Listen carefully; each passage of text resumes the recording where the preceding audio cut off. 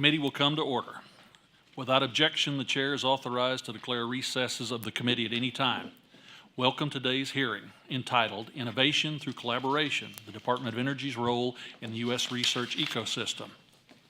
I recognize myself for 5 minutes for an opening statement. Good morning. Today, the Science Committee will examine the Department of Energy's role in the federal research enterprise.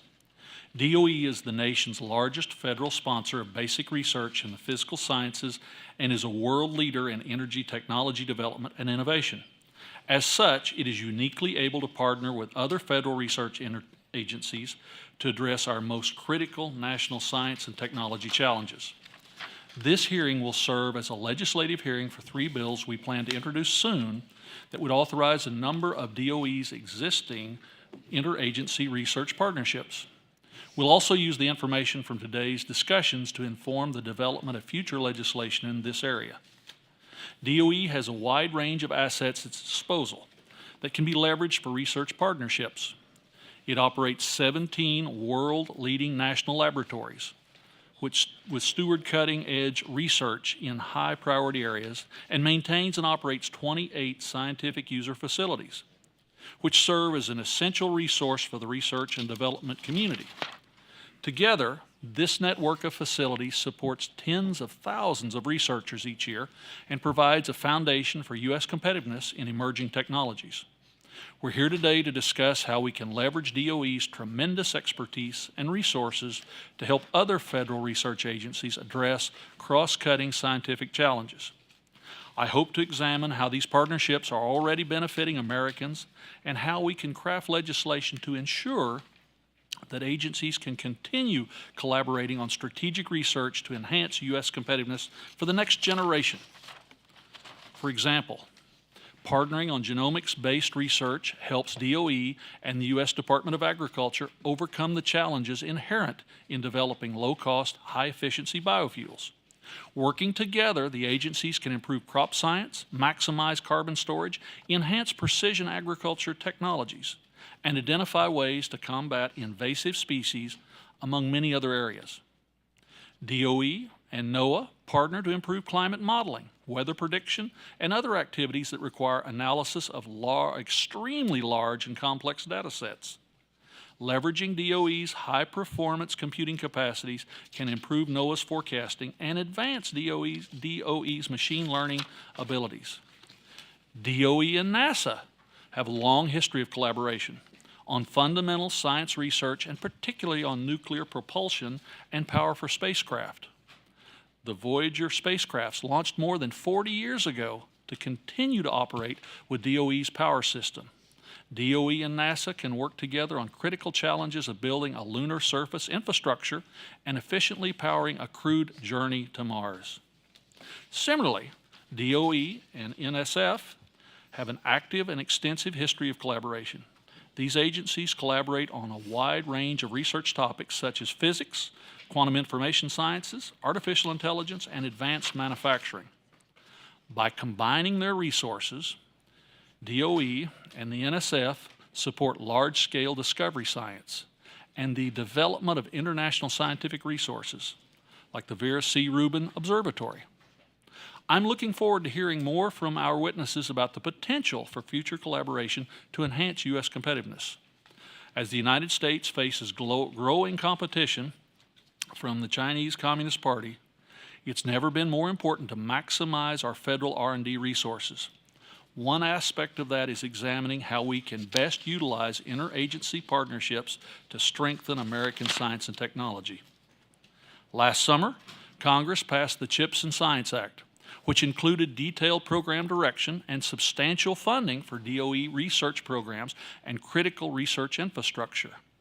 CHIPS and Science also includes investments in NSF, NEST, and NASA, as well as provisions to protect these investments from theft and interference by adversaries. Overseeing the implementation of CHIPS and Science will be a priority issue for our committee this year, and I expect that we'll have many hearings that will touch on this subject. Prioritizing support for our federal science research agencies like DOE and its Office of Science is one pillar of our oversight plans this Congress. To build on these investments, protect them from administration overrun, or should I say turnover, and maximize return on investment of taxpayer dollars, there's a need for legislation to secure our essential interagency research. Setting the seal on DOE's partnerships with agencies like NASA, NOAA, NSF, and the USDA means we're making the best use of our resources when we tackle challenges like furthering space exploration, improving weather forecasting, and advancing production agriculture. I'm looking forward to speaking with experts about how we in Congress can capitalize on this opportunity. I want to thank our witnesses for their testimony today, and I look forward to a very productive discussion. Now, I'd like to recognize the ranking member, the gentlewoman from California, for an opening statement. Well, thank you. Thank you, Mr. Chairman, and thank you for today's hearing. And I want to thank our distinguished panel as well. It's not every day that we're able to speak to senior officials from 4 of our nation's major science agencies, and in the same panel, no less. So we look forward to working with each of you in this Congress. The members of the Science Committee take the responsibility of overseeing America's scientific research enterprise quite seriously, and it's a duty that will consume this committee as we move forward in this Congress. We have to remain focused on making sure that we're enabling all the tools and technologies we'll need to aggressively confront the climate crisis. And as the economic and national security implications of losing our global leadership in science and technology are stark, I hope that everyone in the room can agree that robust federal science and technology programs are essential to ensuring the prosperity and well-being of all Americans. We had a hearing last week on the importance of federal coordination on a national science and technology strategy, and today we'll take a closer look at the role of the DOE and the interagency partnerships that enable us to reap the benefits of the research that the department stewards. So many questions of science are interdisciplinary and as such often require close collaborations among relevant agencies to properly address them. Fields such as quantum, artificial intelligence, climate science really demand a whole-of-government approach to advance the science. Now, the agriculture sector is a great example where these federal science partnerships shine. Our nation can only fully address the climate crisis by deploying methods and tools to decarbonize the ag sector, which represents 11% of U.S. greenhouse gas emissions.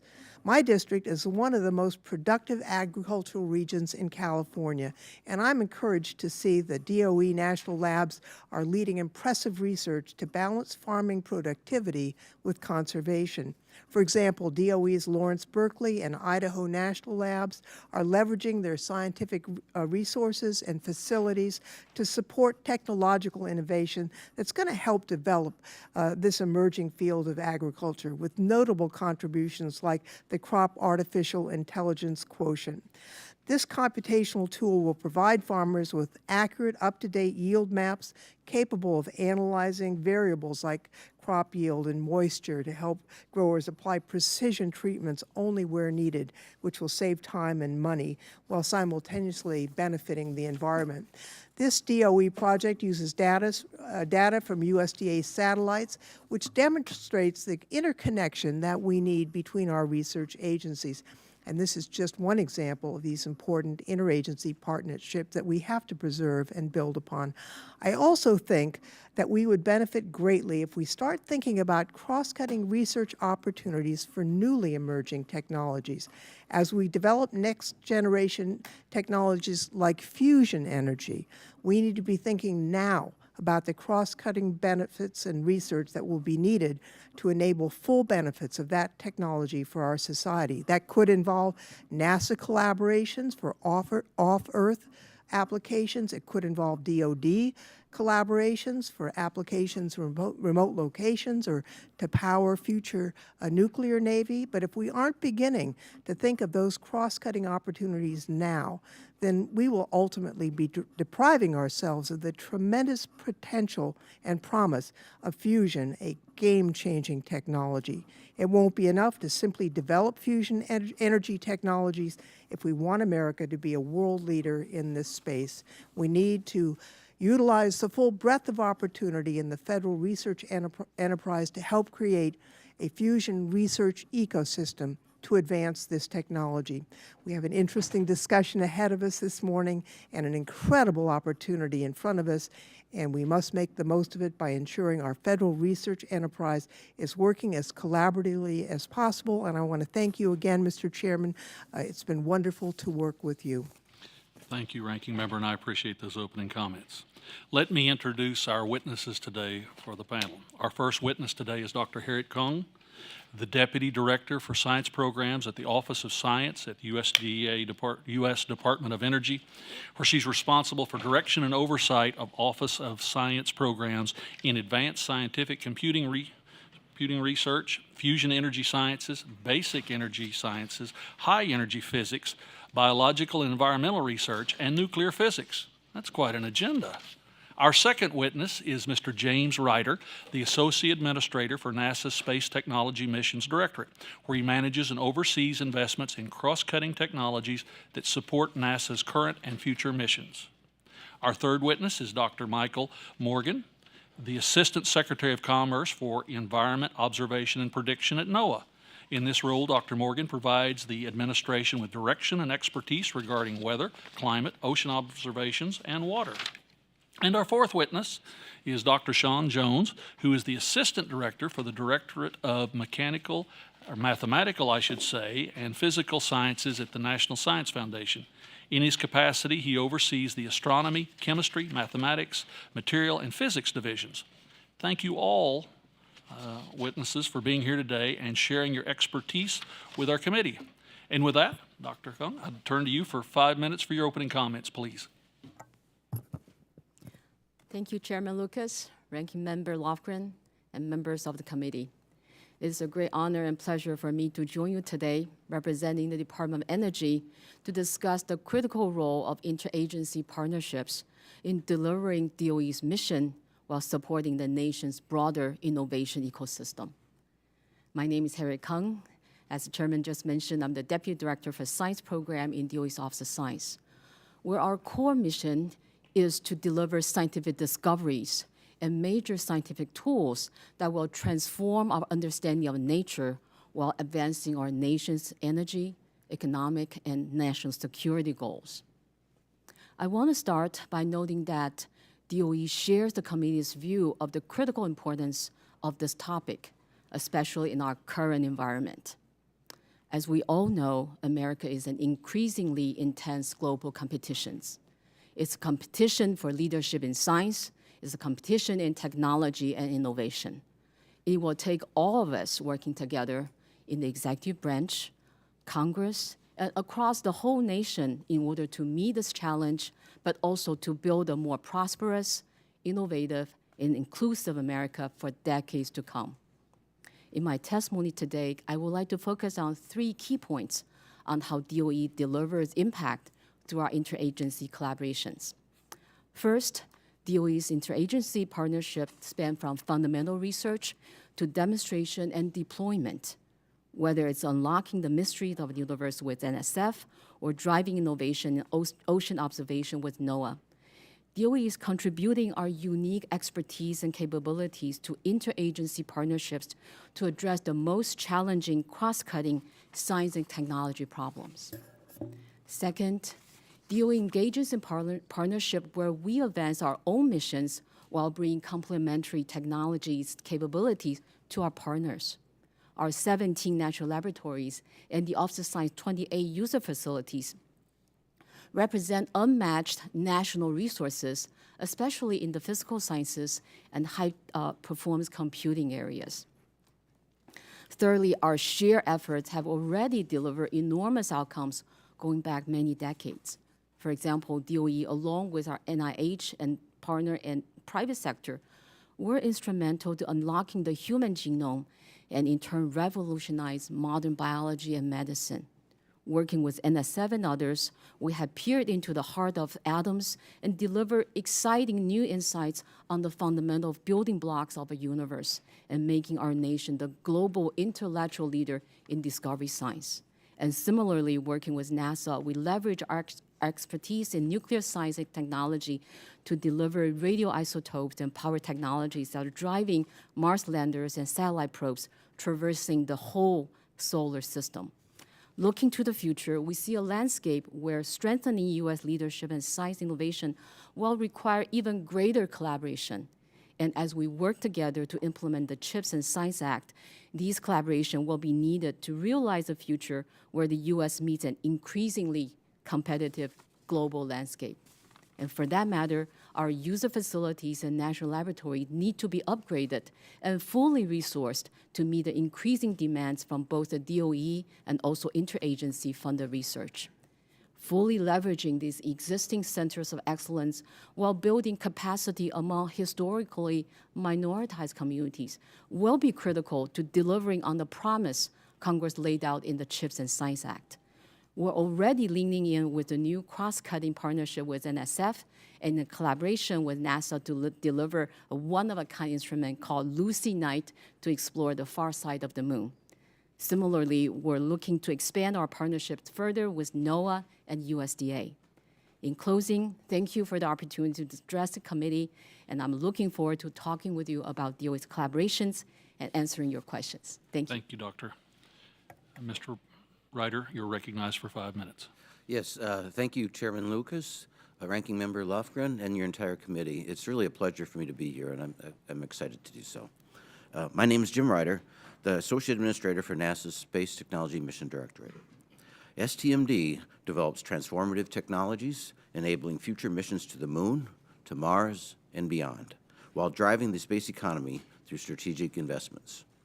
NASA and DOE have worked together for over 50 years. Currently, we have more than 20 active partnership agreements and more in development. Our collaboration has allowed for many successful missions and projects. We wouldn't be here without them. With DOE providing crucial expertise in support of NASA's human spaceflight, science, technology, and aeronautics mission directorates.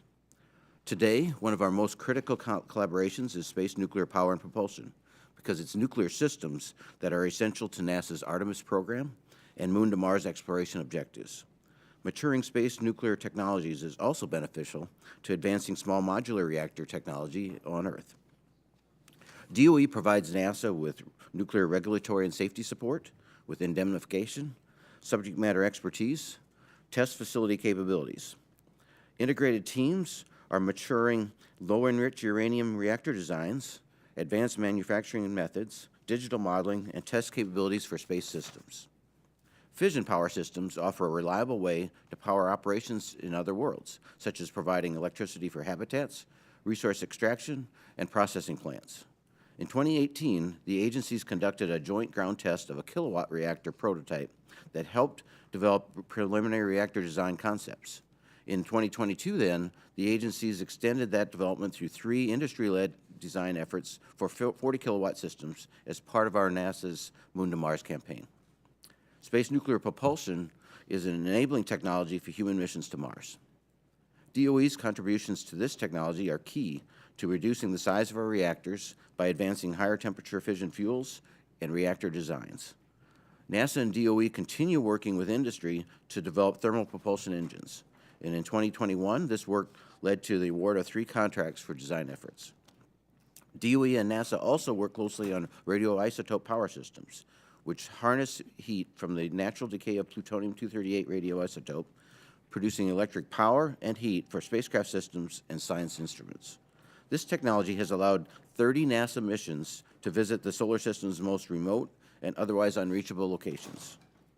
5 of these RPS-powered science missions are operating today, including 2 Voyager spacecraft that launched in 1977 and are still functioning in interstellar space. RPS powers the Mars Perseverance rover, which is currently exploring and collecting samples on the surface of Mars, and will also power NASA's Dragonfly mission, an upcoming mission that will be a rotorcraft destined for Saturn's largest moon, Titan. Through constant rate production, DOE has established the domestic capability to produce plutonium-238, with production aligned to NASA's mission needs. We're also investing in new technology for more efficient and higher-performing RPS to be considered for infusion in the next decade. Our coordination in scientific research is increasing our knowledge of the universe. DOE is the primary government sponsor of the Alpha Magnetic Spectrometer. It's a particle physics detector attached to the exterior of the International Space Station and has been operating for 12 years. It has helped us understand the formation of the universe and search for evidence of dark matter. AMS is just one example of DOE's Office of High Energy Physics carrying out successful joint projects with NASA. In the coming years, an experiment called Lucy Night will be delivered by NASA's Commercial Lunar Payload Services to the far side of the Moon. It will test the feasibility of low-frequency radio astronomy from the lunar far side and make radio observations of the very early universe. Our partnership also benefits us at home. NASA and DOE both participate in the U.S. Global Climate Research Program. We coordinate models used to understand climate change on timescales ranging from months to centuries and keeping our nation a leader in understanding the Earth system. And finally, NASA Aeronautics works closely with DOE's Advanced Research Projects Agency to develop lighter electrical systems and more reliable circuits. We are applying that research to our national aviation challenges.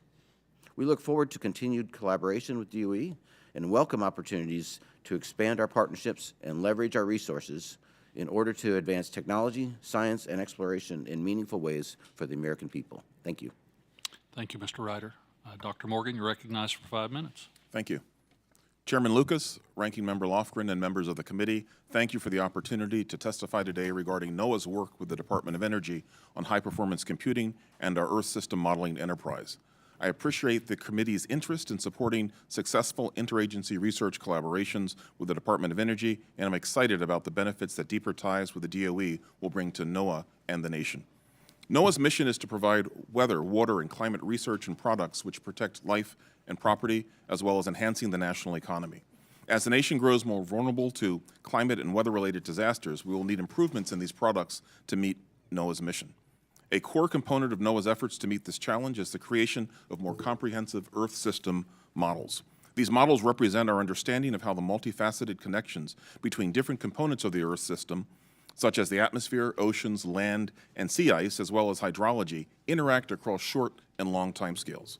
Research conducted using these models allows us to develop a deeper understanding of climate change and to provide more accurate weather forecasts. These models require significant high-performance computing capabilities. NOAA maintains a strong relationship with the DOE to secure access to these critical computing resources. Most notably, NOAA and DOE work together to run Gaia, NOAA's largest research and development supercomputer. Hosted by DOE's Oak Ridge National Laboratory, Gaia allows NOAA researchers to develop and refine advanced climate models, enhance scientific understanding of climate variability and change, and improve the accuracy of global and regional climate model projections. Gaia also powers research into the relationship between climate variations and extreme weather, such as hurricanes. Gaia provides additional value to NOAA researchers and the nation by enabling seasonal real-time experimental predictions from the Seamless System for Prediction and Earth System Research, or SPEAR. These predictions are performed every month on the Gaia supercomputer, fed into the North American Multi-Model Ensemble, climate predictions, and made freely available to the public for use in regional and tailored forecast. Gaia also supports the development of operational numerical weather prediction systems based on the Unified Forecast System, or UFS, a community-based, coupled, comprehensive Earth modeling system. UFS applications span local to global predictions on timescales from sub-hourly analyses to seasonal predictions. The system is designed to be a source system for NOAA's operational numerical weather predictions. Finally, the Earth System Model 4, the culmination of NOAA's fourth-generation climate model development effort, was developed and run primarily on Gaia. It unifies advances from past development efforts and focuses on chemistry, carbon, and ecosystem comprehensiveness. Analyses of simulations from this model will serve as the basis for future research, helping to improve our understanding of coupled carbon, chemistry, climate interactions, and to reduce uncertainty in projections of future climate change and its impacts. These advances have been made possible by NOAA's interagency agreement with DOE's Oak Ridge National Laboratory. Codifying and expanding this agreement, as proposed by the committee, would benefit NOAA, the Department of Energy, and the nation. Potential advances made possible include simulations with large ensembles, more realistic representation of Earth system processes and interactions, and high spatial resolution predictions of extremes and abrupt changes. Increasing resolution allows the capture of small-scale smaller scale processes and features, which can lead to better representation of severe weather, more timely warnings, improved prediction of extreme events and their duration, and higher confidence climate projections. NOAA DOE collaboration could enable also the application of artificial intelligence and machine learning methodologies to the Earth system modeling. Similarly, using DOE's computing resources and expertise could lead to improvements in atmospheric data assimilation. Collaboration between NOAA and DOE not only reduces duplication of efforts, it is a cost-effective approach to generating additional computational capability for both agencies. Moreover, such collaborations could result not only in computational advances, but also in better decision-making on issues of national importance, such as future energy use and technology options. For over 2 decades, NOAA scientists have defined the leading edge of climate and Earth system modeling. Interagency agreements like those with DOE and other partnerships with academia and industry provide critical opportunities for NOAA to advance Earth system modeling in order to save lives and property and support the national economy. Strengthening the exchange of information and scientific capabilities with partners will enable NOAA to continue to meet our core mission. Thank you. Thank you, Dr. Morgan. Dr. Jones, you're recognized for 5 minutes. Great, thank you. Good morning, Chairman Lucas and Ranking Member Lofgren and members of the committee.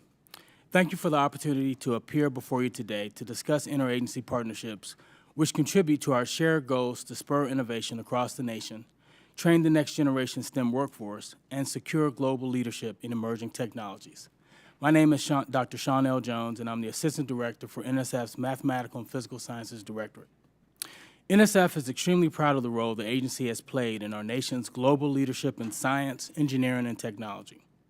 The MPS Directorate has supported some of the biggest scientific breakthroughs of the last few decades, including the first image of a black hole, to the first detection of gravitational waves, and the discovery of the Higgs boson. Many of the technologies that are the drivers of national competitiveness today, such as artificial intelligence and quantum information sciences, are rooted in sustained NSF investments over multiple decades. NSF is grateful for the strong support of this committee and the Congress, which has made these and many other breakthroughs possible. With the passage of the CHIPS and Science Act, Congress put in place a roadmap for securing U.S. leadership in science and engineering for decades to come. The new law positions the federal research agencies to strengthen the American research ecosystem to quickly translate research into impacts that address national challenges and benefit the nation. The agencies represented here today are critical components of this recipe for success, and it is imperative for us to work together to achieve the goals laid out in CHIPS and Science. Through OSTP's National Science and Technology Council, NSTC, the agencies work together to coordinate across priority areas and to leverage investments and expertise. For example, NSF and DOE, along with NIST, co-chaired the subcommittee that coordinates federal R&D in quantum information sciences, including on implementation of the National Quantum Initiative Act. Quantum has created some of the 21st century's most critical tools, such as lasers and broadband communication. And our continued collaboration is vital as new discoveries in quantum physics promise faster, more reliable computers and more secure communication networks. In January, NSF and DOE's Office of Science signed a memorandum of understanding that will enable increased partnerships to address some of our most important challenges. This MOU builds upon previous partnerships and provides opportunities for collaboration on biotechnology, quantum, advanced manufacturing, engineering, AI, and machine learning. Growing a diverse, inclusive STEM workforce is also a priority for both agencies, and the MOU allows the agencies to address this critical need as well. Importantly, NSF and DOE's robust partnership includes access to various NSF and DOE-managed multi-user facilities around the globe. One recent success from that partnership is the NSF-supported work of researchers at the University of South Carolina who collaborated with the DOE's Sandia National Laboratories. The researchers have created a new type of porous material with unique nanoscale properties that can potentially enable superior hydrogen storage solutions, an innovation that would be useful for fuel cells used in vehicles, backup power supplies, and other applications. Another example is the Large Hadron Collider, LHC, which is the most powerful particle accelerator ever created, making it the premier facility in the world for research in elementary particle physics. Through a partnership between NSF and DOE, the U.S. is a major contributor to this international collaboration.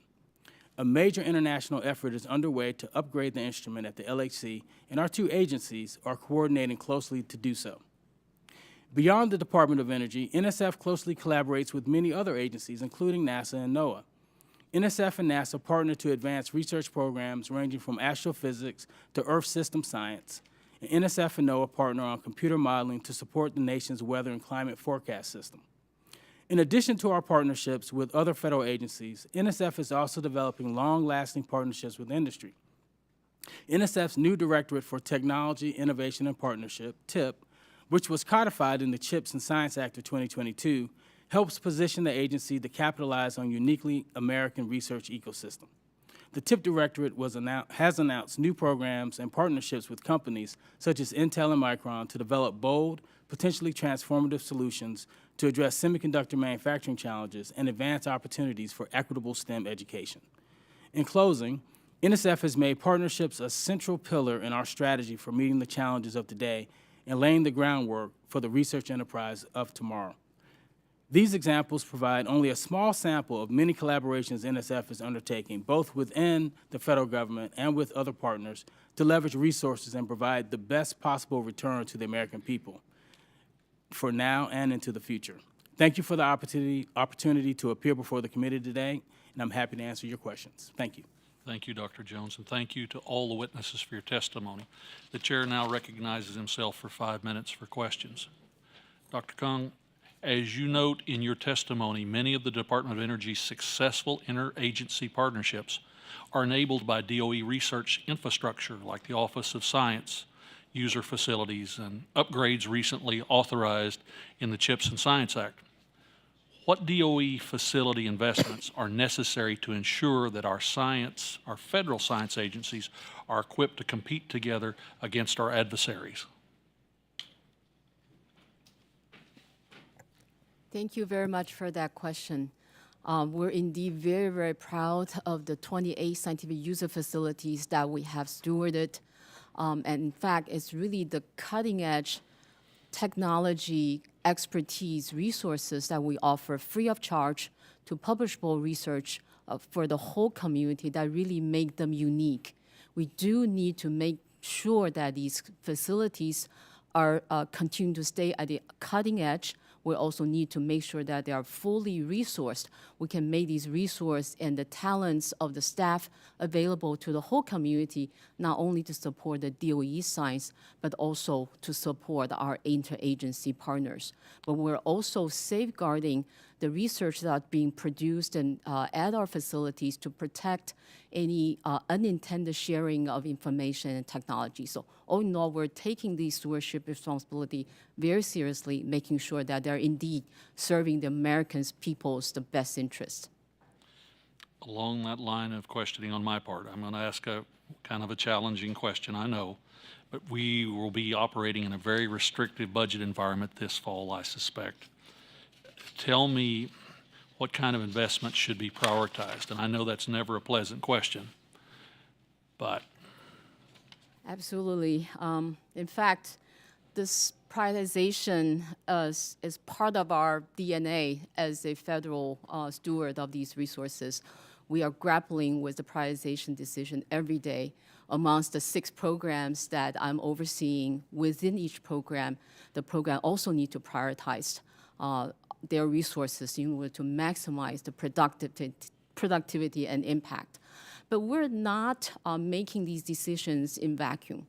We're actually surrounding ourselves with guidance from Congress, from administration, but also from the community. For example, several of our sister agencies and we work together to set priorities on the topical areas that we need to jointly invest or individually invest, making sure there's no duplication, but that there's also synergistic opportunity to working across the agency boundaries. Continuing with you, Doctor, on the Science Committee, we know that DOE plays an important role in supporting research across the federal government, even in agencies that are outside this committee's jurisdiction. Hard to believe there are such agencies, aren't there, Ranking Member, but outside our jurisdiction. As a farmer and rancher, I'd like to take a moment to highlight the department's work with the U.S. Department of Agriculture.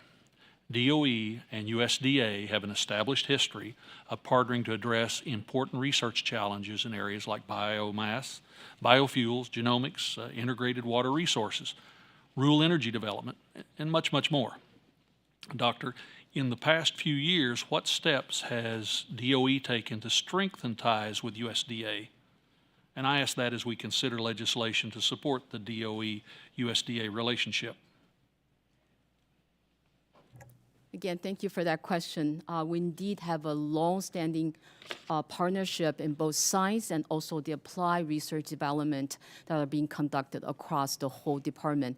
Maybe I can focus my response on the Office of Science part of interactions that we have conducted with USDA. Let's take the bioresearch centers supported by our biological and environmental research program as an example.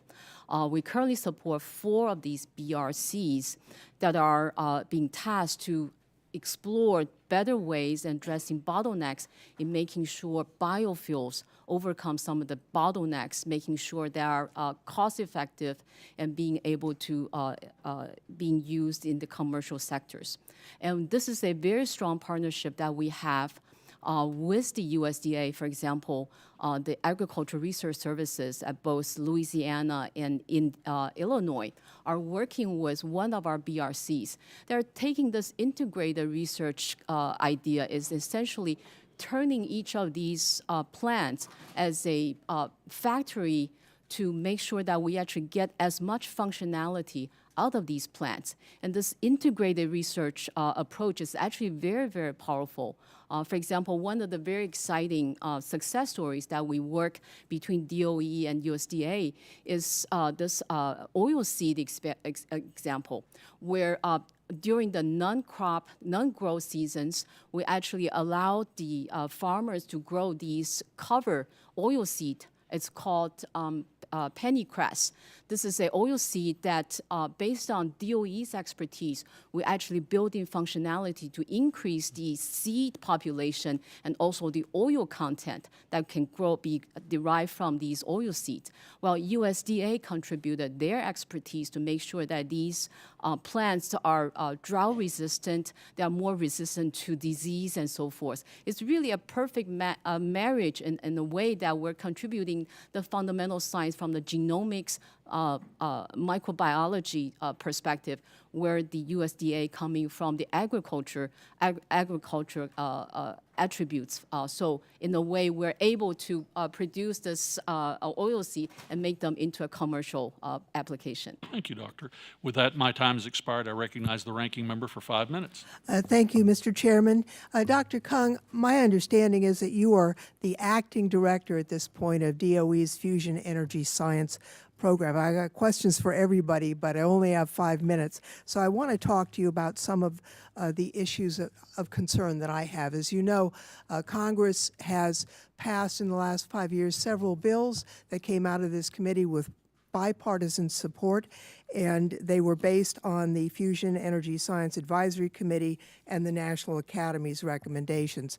We'll find out what the president's budget is tomorrow, but I want updates on where we are on some of the requirements that Congress has put on the DOE. For example, it's my understanding that although directed, the department has yet to establish an inertial fusion energy program that could leverage the recent accomplishment at the National Ignition Facility, as well as the department's other nuclear security facilities, nor have you established an alternative and enabling concepts program to assess and accelerate the development of the next generation of fusion technologies towards commercial development. So I'd like to know what the department is doing today to ensure that you're complying with the Department of Energy Research and Innovation Act of 2018. And additionally, my understanding is that the milestone-based public-private partnership was only established last September, but it's now at $50 million, completely oversubscribed. And I'm concerned and would like your input on the status of that. And lastly, I understand there's a pressing need to identify and develop fusion materials as highlighted in the recent reports that I mentioned a minute ago, is a major challenge to ultimate commercialization of the industry, yet this R&D is significantly underfunded when compared to the authorization. So can you address those gaps for me, please? Thank you, Ranking Member Lofgren. Would you turn on your mic? It's hard to Okay. hear you. Thank you. Thank you for that question. I also would like to take this opportunity to thank you for your strong support for Office of Science and also for the fusion energy in particular. I would like to first address the inertial fusion energy topic and actually have wonderful news to share is that starting in FY 2023, we are starting an IFE programs, and this is actually based on the excellent work. We recently tasked two very talented researchers. You may know Professor Tammy Ma and Professor Ricardo Betty from Rochester, University of Rochester. Both of them led a base research need for inertial fusion energy workshop last year. And based on this excellent workshop report, we're actually formulating a funding opportunity announcement that will be released later this year, probably later this month even, to stand up a IFE program. We're very, very excited to see, especially deliver more NIF results. I think that is a giant leap forward for the whole fusion energy science as well as the technology, and we're very, very proud of that.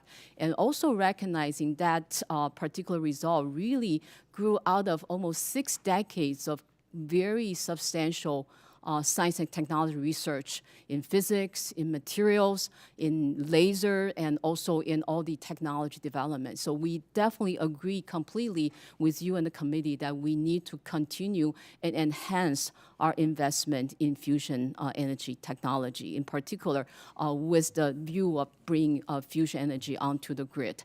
And you have mentioned several reports, the Fusion Energy Science Advisory Committee long-range report, long-range planning report, the NASEN report, all are strongly advising us to increase our investment along with the CHIPS and Science and various authorization bill your committee has provided, and we are taking them to heart.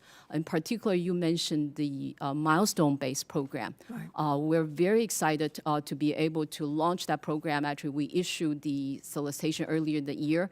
The plan is to look at the awards, which hopefully will be announced in a couple weeks, based on that to also inform our future trajectory. We understand there is a gap between the funding available that we put into the solicitation and also the authorization level. We are taking the authorization level as the guide as we're designing this program, but we are very excited about the milestone program. We think that this is a very important program to help us design this fusion power plant, but also develop a technology roadmap jointly with the private sector. I think those are very important information to inform our overall strategy for fusion, especially bringing fusion on the grid. Thank you.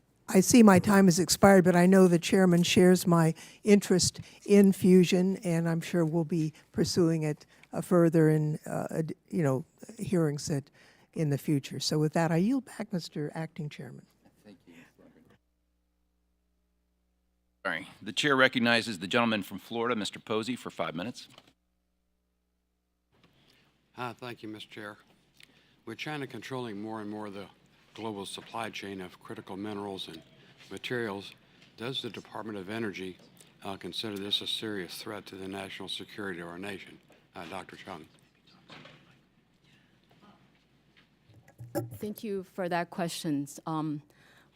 There are critical resources, including critical minerals, critical materials. I can't hear you. I'm sorry. Should I stop? No, that's good. I think I understand your question. It's about resources that China is controlling. If it's not the right question, I stand corrected. Yeah. All right, let's try this. What is the Department of Energy's Office of Science and Policy and their commitment to establish a domestic supply of minerals that come from China that are rare? Yeah, Thank you. Thank you very much for that question. Indeed, we're taking these resources, the availability of these resources very critically, very importantly, and we recognize that these critical minerals and materials are essential for a number of the U.S. application, industry, commercial, and that's really impacting not only our national security. What are we doing about it? What we're doing about it. We're doing it, we're actually having a whole of the government approach, not only within the department, we're coordinating across the different programs in the Department of Energy, but also with our sister agencies, NSF, NASA, and Department of Defense, to name a few. I think speaking from my own office perspective, it is very, very important that we take a dual approach. One is to be able to find substitute alternatives to these critical materials and minerals. So we're no longer at the mercy of China controlling. I get that. And Give me an example of one that we've done, like where we've sought another alternative. Okay. Like we had a witness last week said 90% of our graphite comes from China. So what are we doing about that? So we may want to develop other graphite sources, not from China, but also in addition to graphite, for example, neodymium is one of the critical materials. There are super exciting properties that neodymium possess that we may find alternatives to having neodymium, for example, in high field magnets. So that's exactly trying to understand what makes these critical minerals, critical materials so special that impact our clean energy application, our other application, and then find How substitutes. much money have we spent searching for alternatives so far? I'm sorry. How much money have we spent searching for alternatives in the last 10 years? Right. So within, there are several pieces in the Department of Energy. In Office of Science, we're spending about $20 million per year for the past 10 years or so. But there are a dedicated program called Critical Materials Institute being supported by the Energy Efficiency and Renewable Energy. That program has been going on for 10 years. So each year is funded at $25 million. So over a 10-year span is $250 million. That is not a program supported in my office.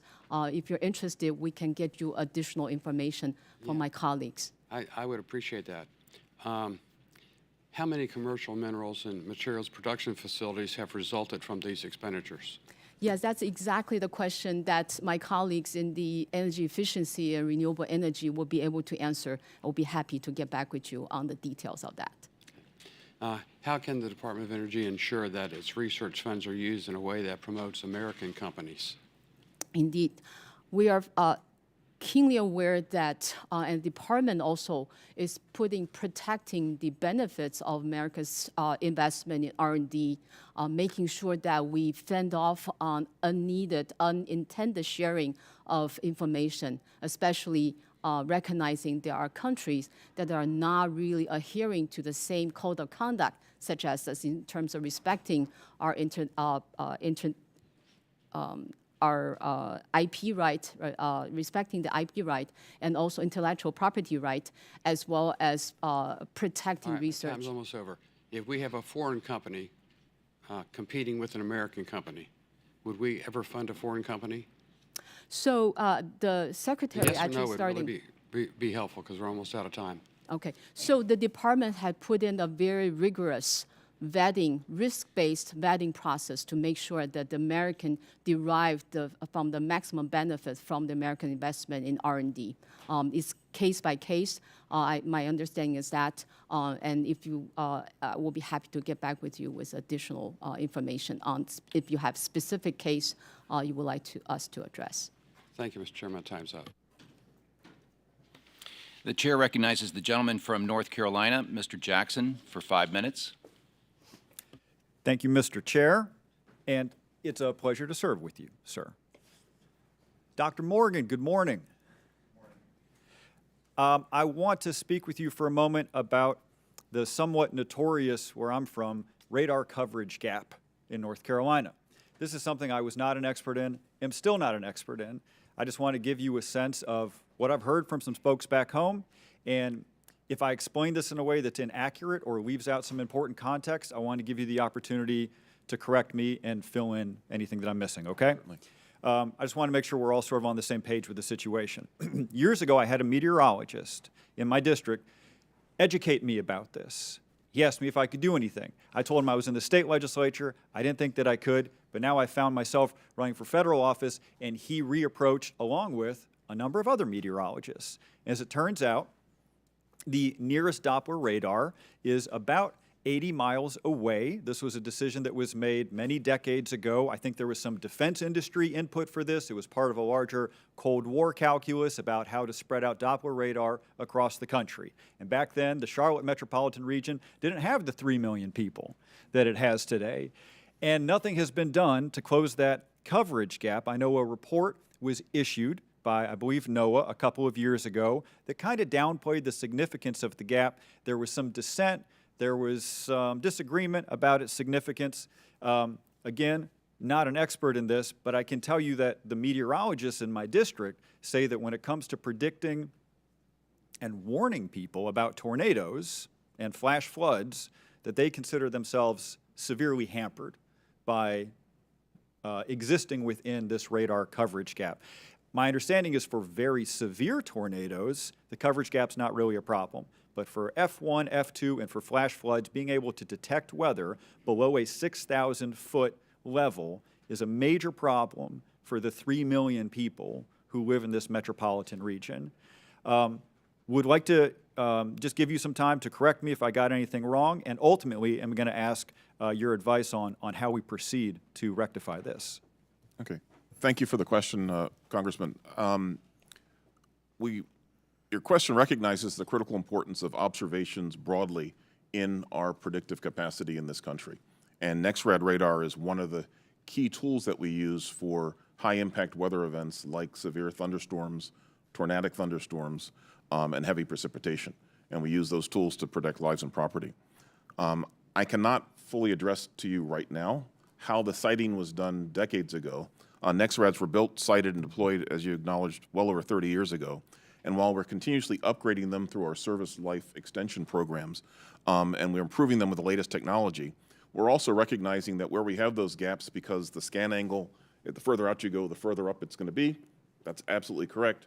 And so what we've done is found ways of lowering that scanning technique so that we can cover more of the lower troposphere closer to the Earth's surface.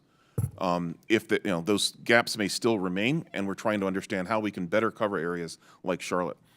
They're part of an aging part of our critical infrastructure, and we recognize that there's some inherent limitations with our current technology.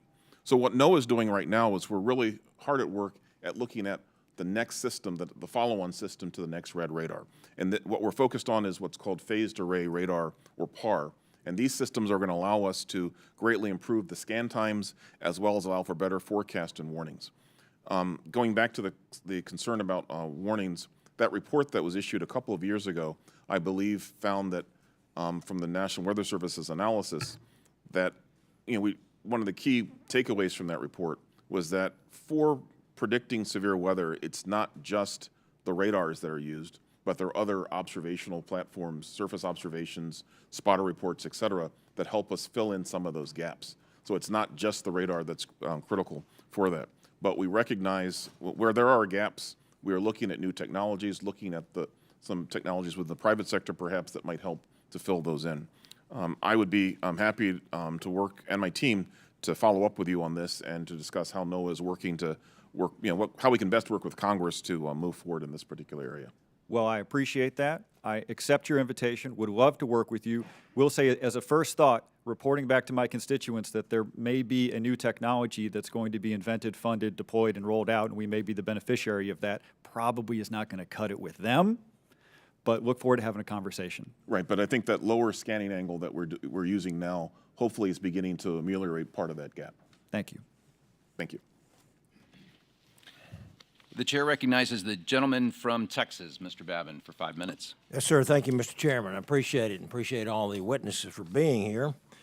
I have some very specific questions that I'd like to have answers to, if possible, for either Dr. Kung or Mr. Reuter. NASA currently pays DOE to operate the facilities necessary to produce plutonium-238, the isotope that is used to power many of NASA's planetary probes and rovers. How much is NASA currently paying DOE for plutonium-238 production?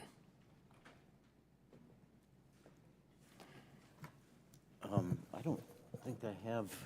We'll have to get that information from you. I don't have the exact number of how much we're paying for plutonium-238.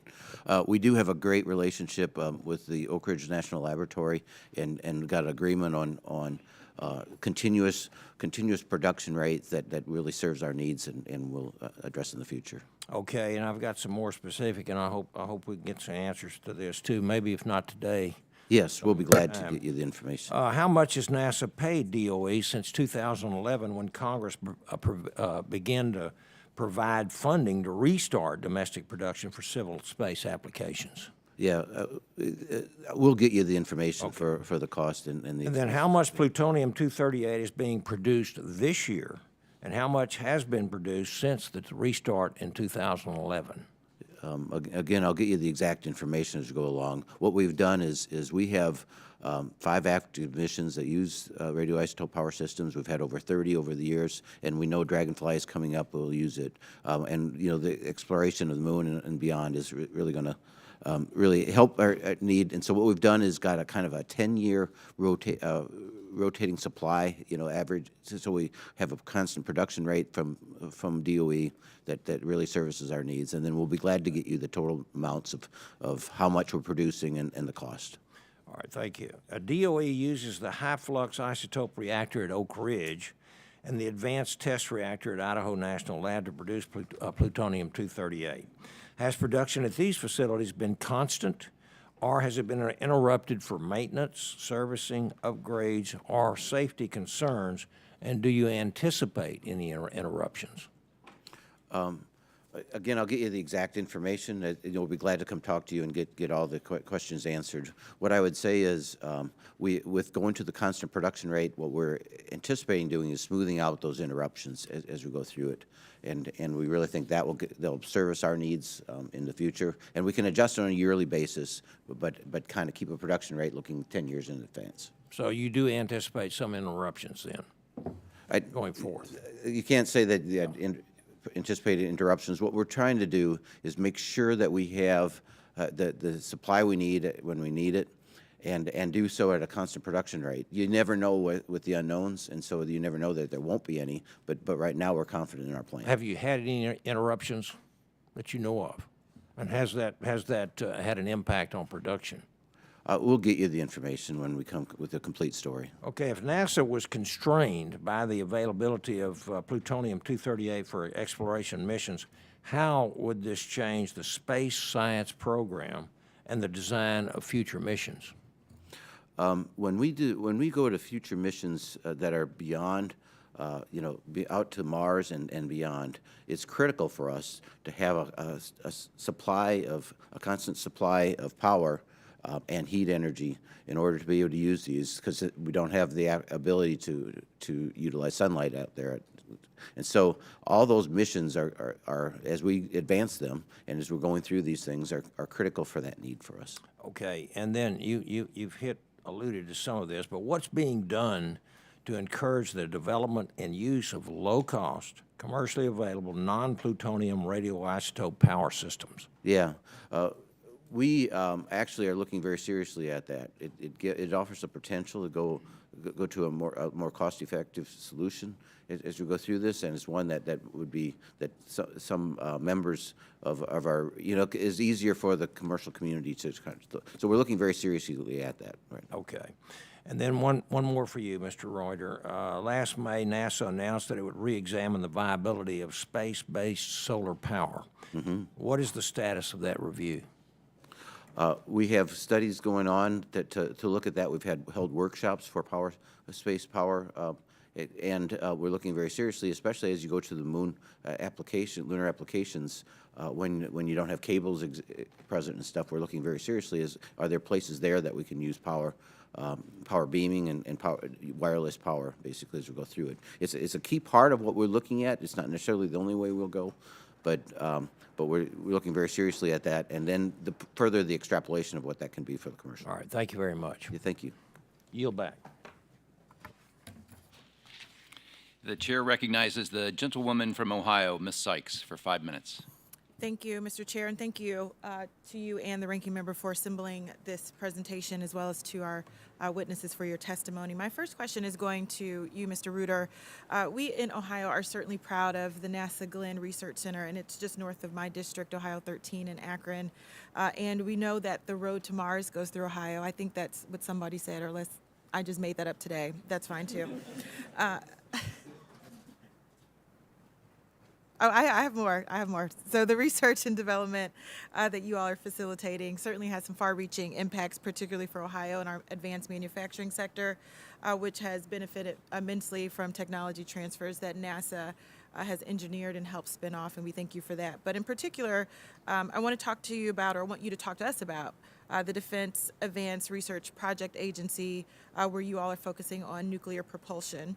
And can you discuss a bit more about NASA's partnership with DARPA, and can you share with us what lessons we should take from the interagency cooperation that we can apply more broadly for the federal research ecosystem that you're discussing today?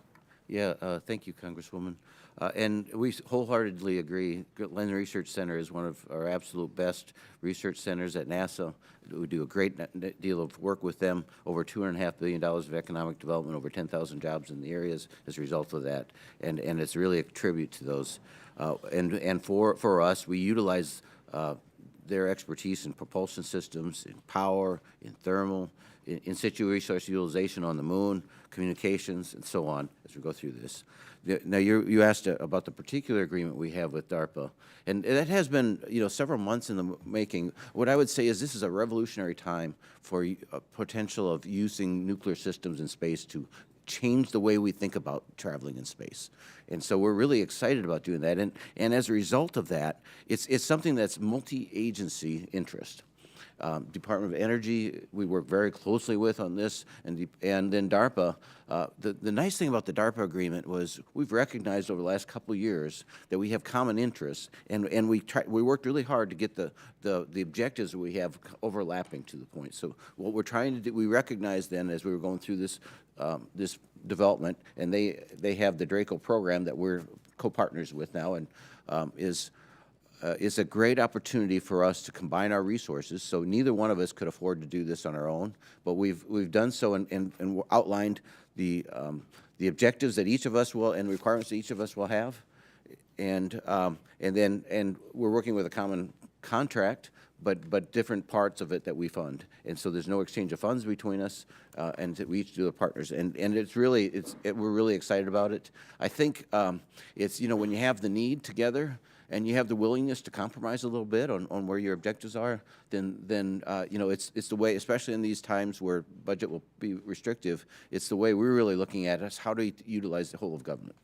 Thank you very much for that answer, and specifically for your conversation about the budget and using it in the most efficient way and working across agencies. And if you could just dig a little bit deeper into how some of the research and development at NASA is benefiting our local communities. Like I said, I don't represent the district where NASA Glenn is, but I'm confident our district is receiving benefits and participating in the pipeline and getting us closer to Mars as we were first in flight. Isn't that right, Congressman Jackson? I had to do it.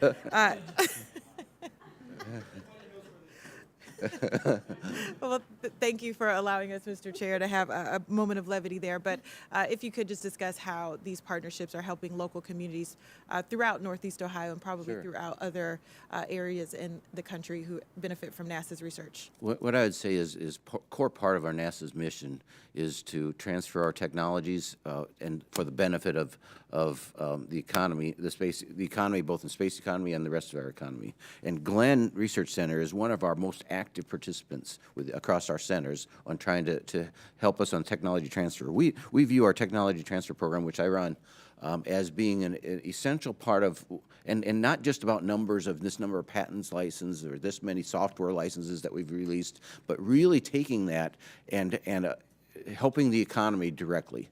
So we look for regional economic development across the country, hoping to try to reach the 50 states, but one of the core areas that we've done a lot of work is in Ohio.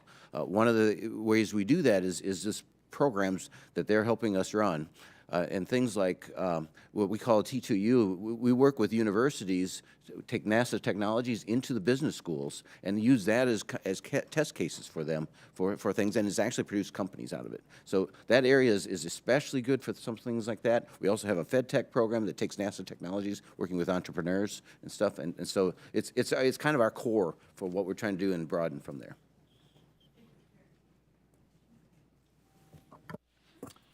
Thank the gentlelady. The chair now recognizes the gentleman from Tennessee, Mr. Fleshman, for 5 minutes. Thank you, Mr. Chairman. I want to thank this distinguished panel. It's great to be with you all today. I started many years ago on this committee under Ralph Hall. As most of you know, I'm Chuck Fleshman. I represent the great DOE reservation at Oak Ridge and all it does. I am also the chairman of the Energy and Water Subcommittee on Appropriations, so as an appropriator, we fund all of your endeavors, and I think this is probably one of the best federal investments I've seen in my congressional tenure. We've got Oak Ridge National Lab, the Y-12 plant, we're building the UPF, uranium processing facility. We have a great legacy cleanup. Science is critical to all of this, and I thank each and every one of you for your advocacy.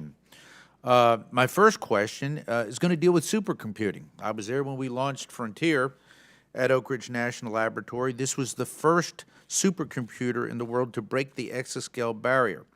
The machine unlocks new possibilities to benefit our country's economy, competitiveness, and national security through scientific advantage. We'll be able to take more data than ever before, analyze it faster than ever before. For everyone's knowledge, this is the fastest, smartest supercomputer in the world. We have beaten the Chinese and our other competitors.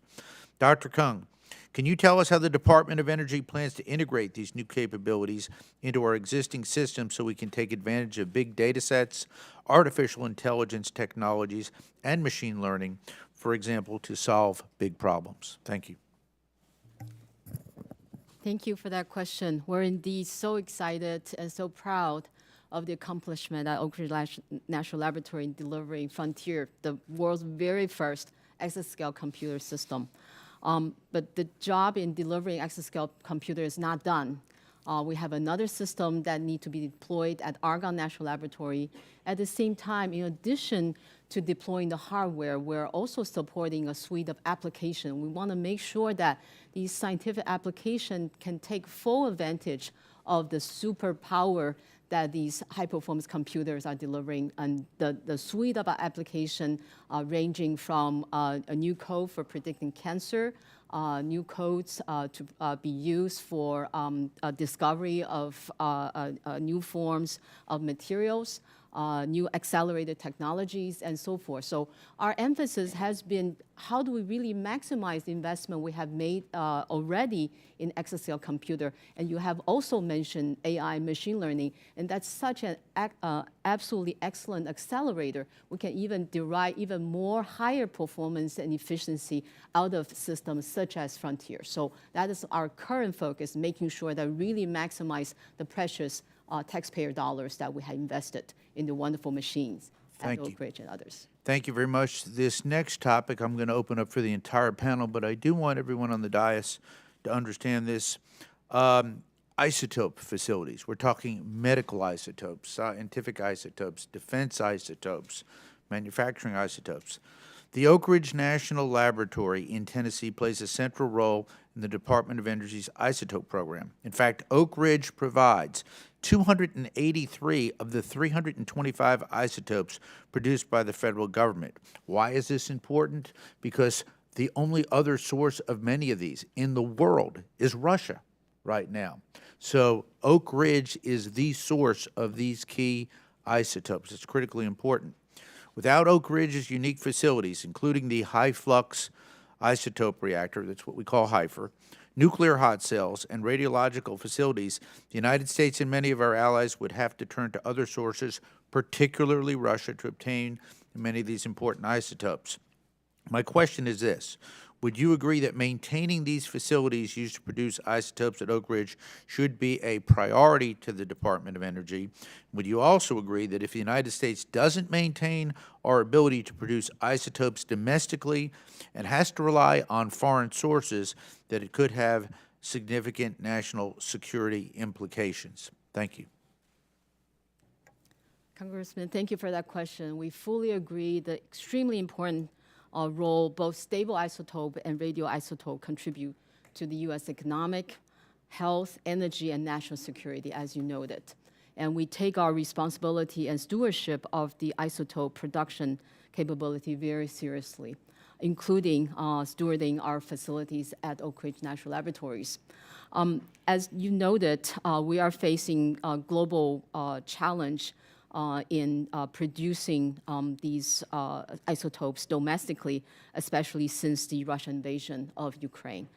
We already dramatically seeing that challenge further cutting into the supply, the dwindling supply of the U.S. Available supply chain of these isotopes. And the DOE isotope program actually has been working on the strategy for 6 years. We didn't wait until the Russian invasion of Ukraine to start worrying about the isotope. In fact, we have 6 years of planning and getting a head start in making sure we have a strategy that really can alleviate the U.S. dependencies on these foreign sources, especially from Russia. So with that, with the funding appropriated to Office of Science, we actually have a number of projects ready to stood up, including the Super C, which is we just had a groundbreaking at Oak Ridge National Laboratory.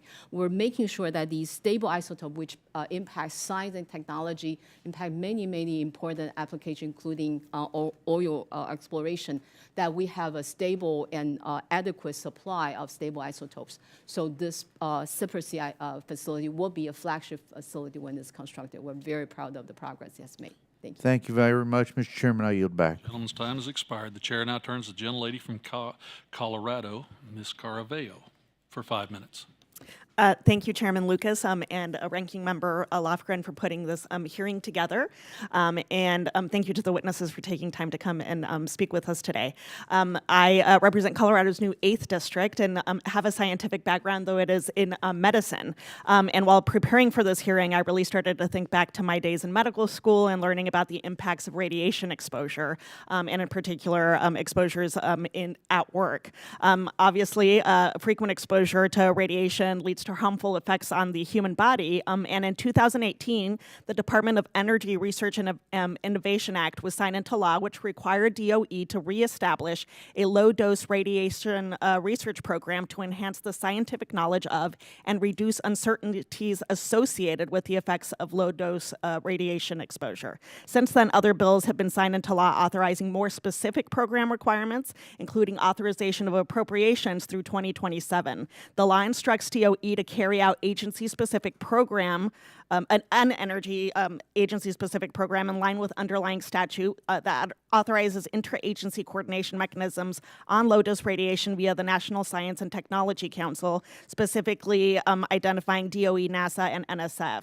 I was encouraged to see that the National Academies released a report which recommends a long-term strategic and prioritized research agenda for DOE's low-dose radiation program in response to the Energy Act of 2020. So for Mr. Ryder and Dr. Kang, understanding the risk and mitigating the harmful effects of in-space radiation to human tissue is really going to be critical for human space flight programs and our astronauts' ability to explore deep space from the moon to Mars and beyond. What more is needed to advance this research, and what are the unique capabilities, expertise, and/or facilities of the Department of Energy that can benefit NASA's efforts? Yes, thank you, Congresswoman, for that question. We certainly agree at NASA that this is one of the most critical areas of research needed in order to help us sustain a Moon to Mars program and beyond. Absolutely one of the most difficult things and challenges we have. We work closely with DOE on this. The Brookhaven facility in particular is a great facility for us to help, and it has to be a multi-agency look at it. We also have learned a lot from our experiences on the International Space Station. It's for a long duration stay. We've had astronauts stay for a year, and we go through that. And then actually also then in the recently very successful Artemis 1 flight, we were heavily instrumented there to really understand the radiation effects as the Orion capsule goes through the Van Allen radiation belts and onto the moon. So it's absolutely essential we do this. It's something NASA takes very seriously. It's also one of the more challenging problems, especially galactic cosmic radiation and stuff of how to provide shelters and stuff as we go through it. But it's active research and one of the top risks we have. Thank you. Dr. Kung. Thank you. Let me just echo my colleagues. I think this is a very important topic, and we actually really value the partnership we have with NASA as well as with National Cancer Institute.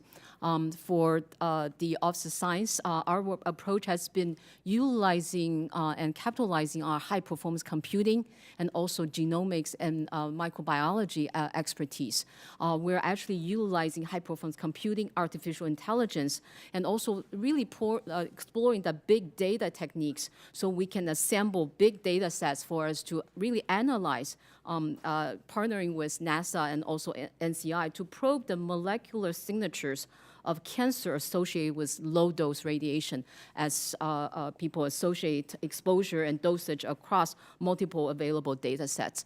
We are currently funding a multi-laboratory team at Argonne National Laboratory, but actually partnering with NCI has the benefit that they have the human health angle that we can actually tap into their perspective and expertise. And actually, as Walter just mentioned, the NASA expertise and the use cases they have is actually providing a very rich data set for the multi-agencies to work together, and we're continuing to explore that partnership. Thank you. Perfect. Thank you, Doctor, in particular for mentioning the funding. I know that in 2010, there was a termination of low-dose programs and joint projects between DOE and NASA, and so I was glad to have you touch on funding for what is going to continue to be important research. I yield back my time. Thank you, Mr. Chairman. Gentlelady yields back. The chair now recognizes the gentleman from Georgia, Mr. Collins, for 5 minutes. Thank you, Mr. Chairman. As you can tell, I'm new. I'm just a small business person in the trucking industry, so I like to focus from a business standpoint and see if there's any problems or solutions. And I understand that the exascale computers are expected to greatly enhance our ability to do things like predict weather and innovate across several industries from energy to healthcare. And I'm told the United States will have 3 operational computers by the end of 2024, while China will have 10 by 2025. And Dr. Kung, is the United States or China in the lead when it comes to developing supercomputers, and what is the disparity? Congressman, thank you for that question. As Congressman Flashman just mentioned, we are the current lead in the high-performance computing. We have the world's first exascale computer, but the Chinese competitions are really fierce, and they are really chasing after us. And that's why it's very, very important that we keep up our investment in computing, because computing really underpins most of the modern science and technology. But we also, I think our system really has the advantage is when we're designing these hardwares, we have the software to go with it. So these hardwares, the computers, do not just stand alone. They're designed to really advance the cutting edge of science and technology so we can deploy the hardware computers, but also applying them to the most challenging science and technology problems that the country is currently facing. Also pairing with the mission space with our sister agency, not just benefiting DOE's mission, but the NASA mission, the NOAA mission, USDA mission, and NSF mission. So the fact that they have more doesn't mean that they're better. Is that what you're saying? I think quantity is one thing, quality is another, impact is yet another. Yeah. For us, one of the challenges is the Chinese system is relatively opaque. It's kind of hard for us to really gauge, except the numbers that we're seeing, the level of impact, because some of the applications are military and it's not really in the open domain. So I think our strategy is we need to run as fast as we can. So we actually are already jumping, leapfrogging the competition. So, and that the American system is really that secret sauce, is that open system for us to really outcompete our competitors, is to have that, the best ideas, the best machine, the best application could win. When you were talking about unintentional sharing, was that a reference towards China? To a great degree, but there are other countries that do not play with the same rules that we have in terms of respect for the intellectual properties. And we need to guard against not just the Chinese Communist Party, but all other adversaries that do not really adhere to the same code of conduct that most of our allied countries and U.S. adhere to. So what role should the government play in helping us stay in the lead with as far as China? And how does that differ from the private sector and what their role is? So I think we can really look at it from two aspects. One is the protection. We need to make sure that we put in all the protective measures and guardrails. And that is an area of very active interagency collaboration. I may turn to my colleagues to also comment on that. There are common forms, disclosure policies that we're working on, not only from the NSP 33, but also the provisions in the CHIPS and Science Act that we're implementing. In addition to the putting in the protection measures, we're also making sure that within the department, for example, we have a working group that are actually coordinating across not just Office of Science, but all elements in the department. Similarly for the sister agencies. And at the interagency level, we're also making sure that we have a clear, consistent approach, because in order to maximize research security, we need to have that consistency across interagency. So that is the protection part. And the promotion part is really trying to outcompete and out-innovate our competitors by really staying at the cutting edge in science and technology. And the partnership with our interagency partners are going to be key. Right. Thank you, ma'am. Mr. Chair, yield back. Gentleman yields back. The chair now recognizes the gentleman from Illinois, Mr. Caston, for 5 minutes. My thanks to the gentleman from Oklahoma. Thanks to all our witnesses for being here. I have to start by saying that I'm so proud of the work that this committee did last term with the CHIPS and Science Act. I'm so grateful for all of your work implementing this bill. It is truly transformative on as industrial policy, as education policy, and I think we've got a lot to be proud of. That said, we didn't get it perfectly right, and I want to just focus on an issue that I don't think we can resolve now, but I hope that this committee, and particularly on this side of the Capitol, can focus on it going forward. Dr. Jones, I don't want to pick on you, but I think you might have the closest experience to this. You familiar with the EPSCoR program, the established program to stimulate competitive research? You Yes. mind giving us a quick overview of what its purpose is? Well, thank you very much for that question on EPSCoR. EPSCoR program, which many of our other agencies actually do have EPSCoR programs as well.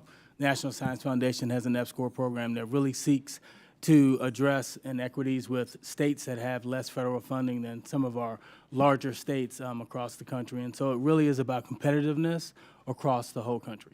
Yeah, and I think the intention of the program I think is good, because as we all know, there's a handful of really elite institutions that would gobble up all of our research dollars otherwise.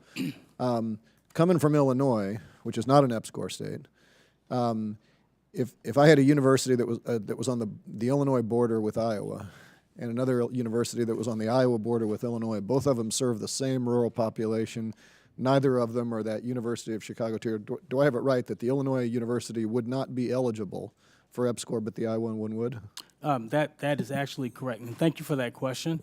One of the interesting things about EPSCoR jurisdictions and those institutions that actually are in EPSCoR jurisdictions, they partner. And they partner with other institutions within the EPSCoR jurisdiction, but they also partner with institutions that are in non-EPSCoR jurisdictions.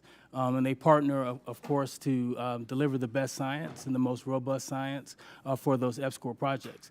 So it is possible that an EPSCoR award in another jurisdiction could partner with an institution in Illinois. Sure, but it's not an obligation, right? It is Like, not, they it is could. not an obligation. It is an opportunity. So the concern I have, and this isn't gotcha, it's just math, and I was running through. You know the total number of Americans in EPSCoR states versus non-EPSCoR states?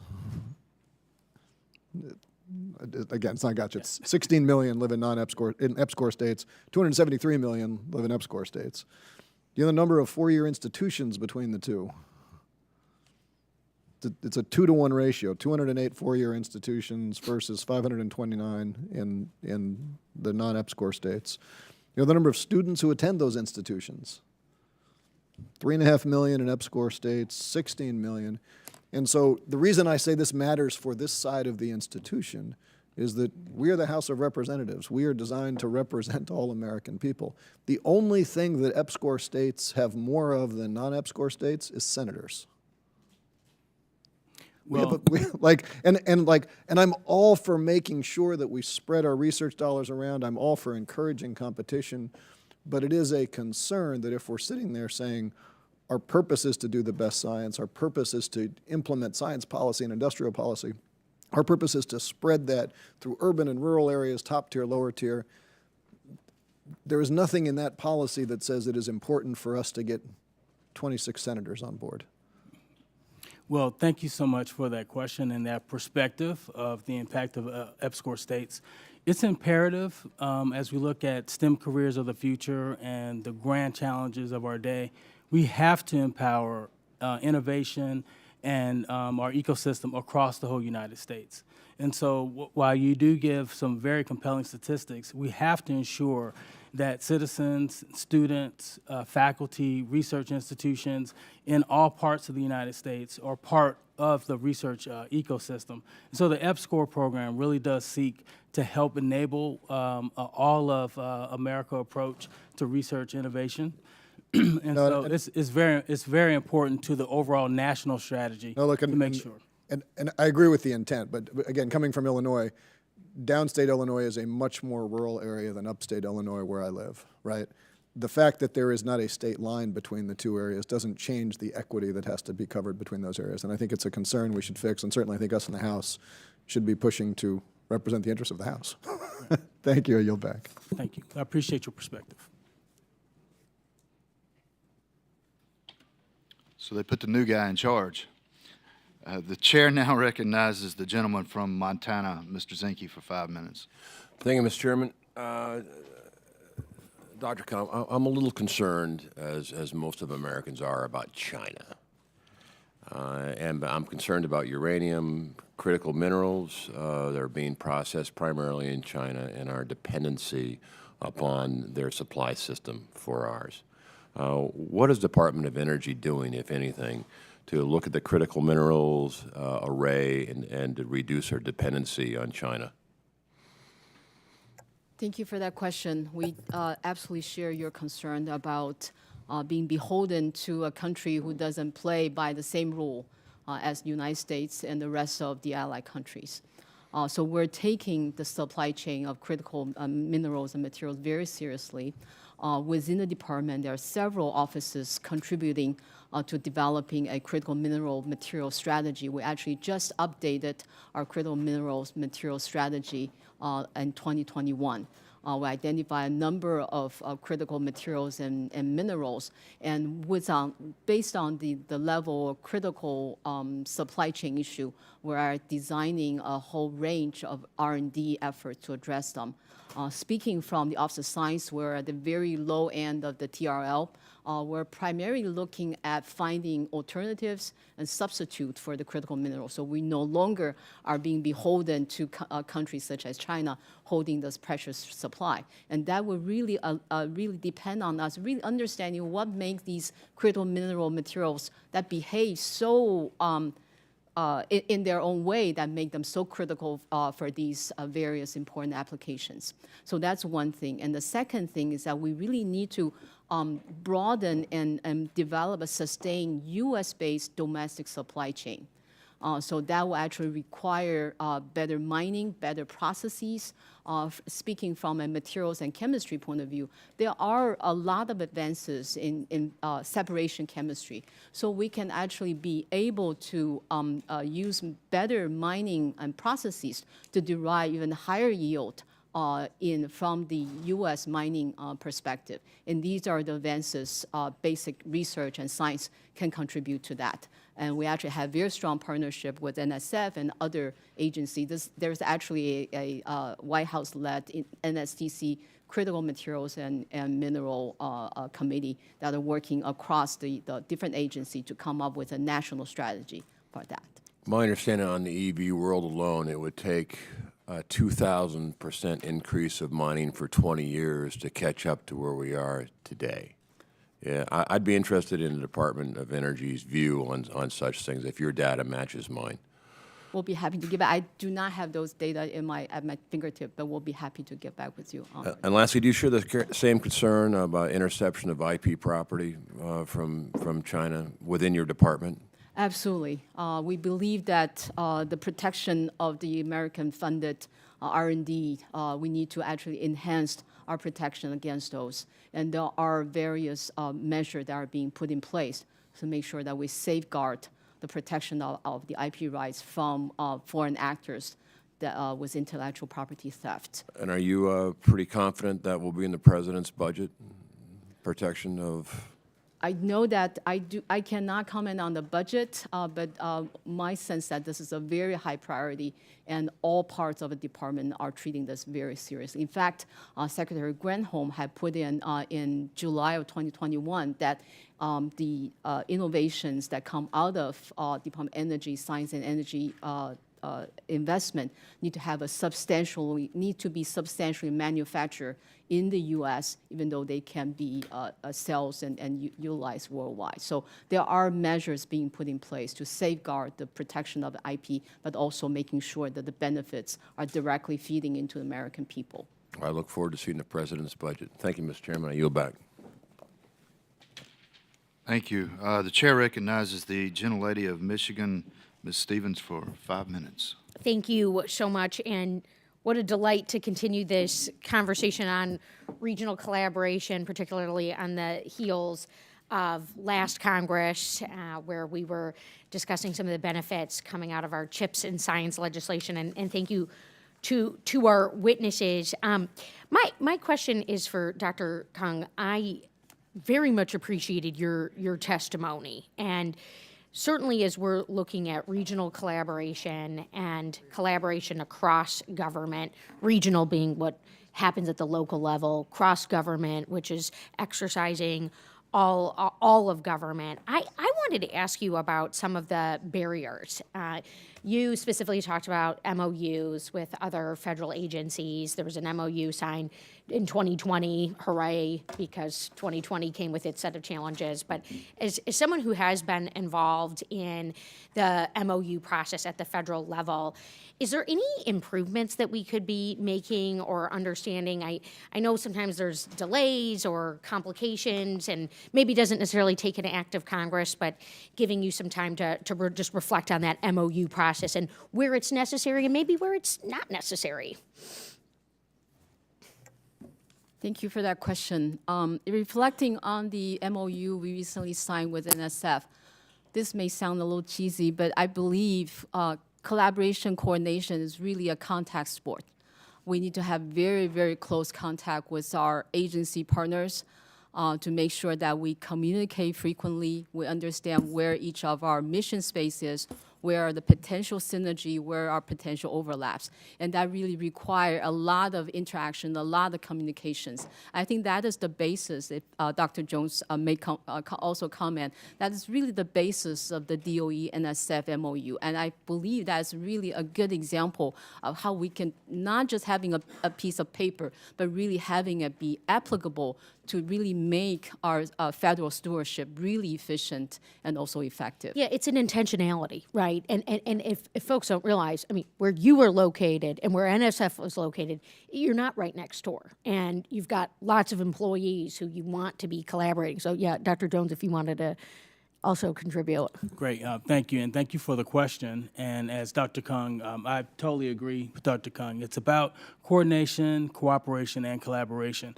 And so these MOUs, the umbrella MOU that we signed with DOE, is really all about reducing barriers for us to actually collaborate and actually to invest better for the taxpayer, for the American taxpayer.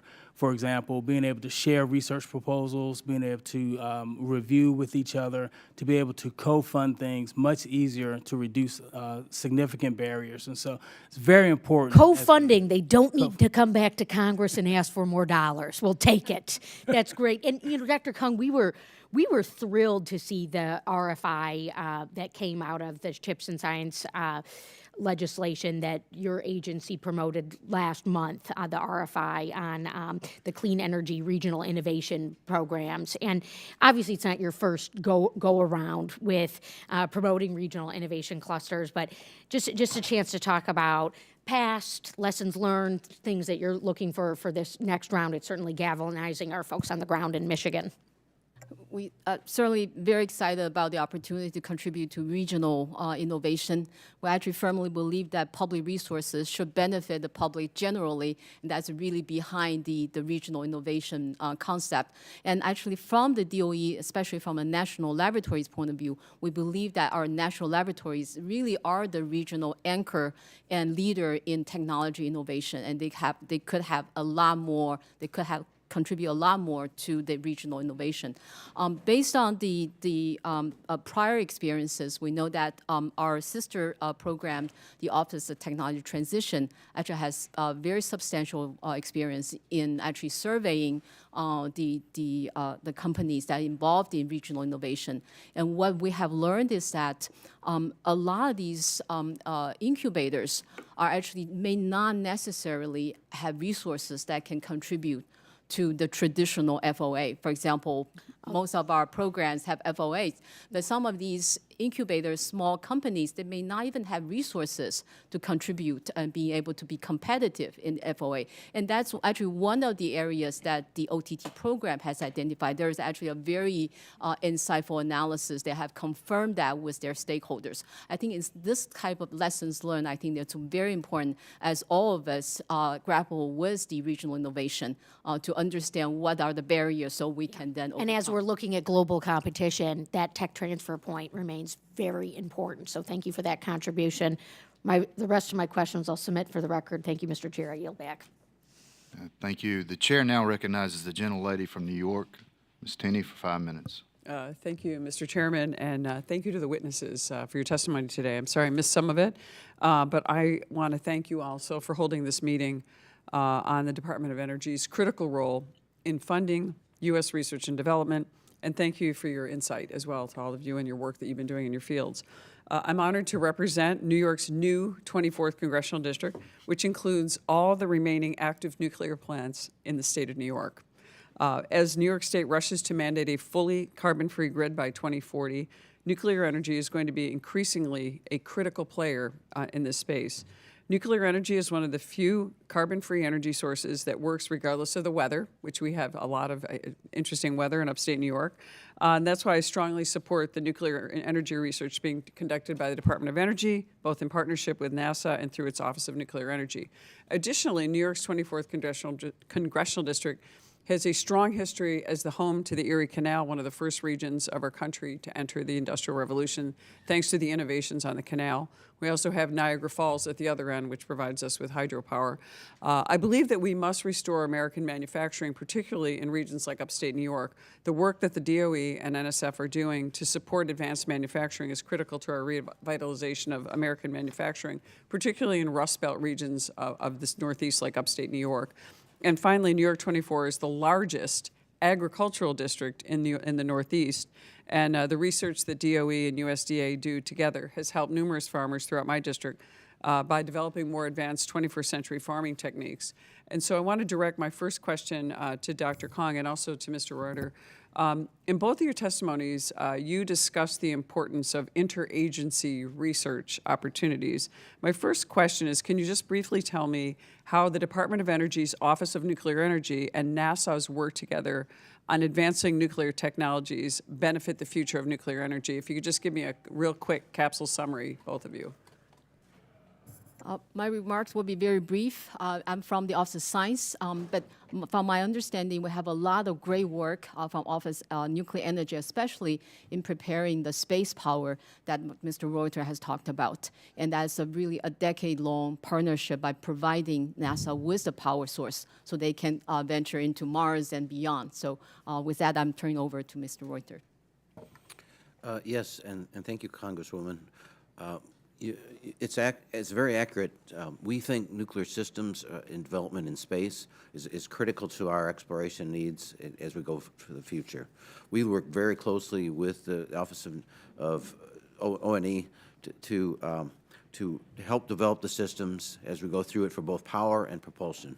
One of the critical first steps is a power system on the moon, where we experience long times with a couple weeks without any solar power and stuff. And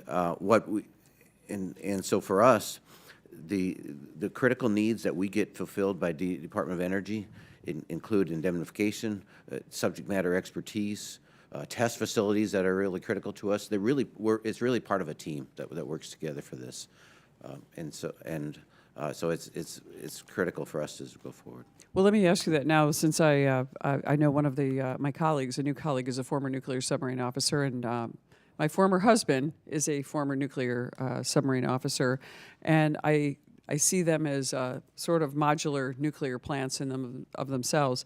Can you discuss how NASA's space nuclear technologies can help benefit the small modular nuclear technology, and is that something we can see as a reality for the future in providing our energy needs, particularly in places like New York, where we're doing this race to carbon-free existence, and with such a great need right now, with about, I don't know, 30% of our power grid is still coal-based. Yes. You're right. There's a very strong connection between the things we want to do in space and having modular reactor applied. In each case, the basic fundamental requirements are very similar. The power levels aren't that much different. It's a bit higher for the ground applications than what we want, but they're in the ballpark for each other. The ability to transport, ability to set up local networks and stuff like that with power grids stuff is all really very common.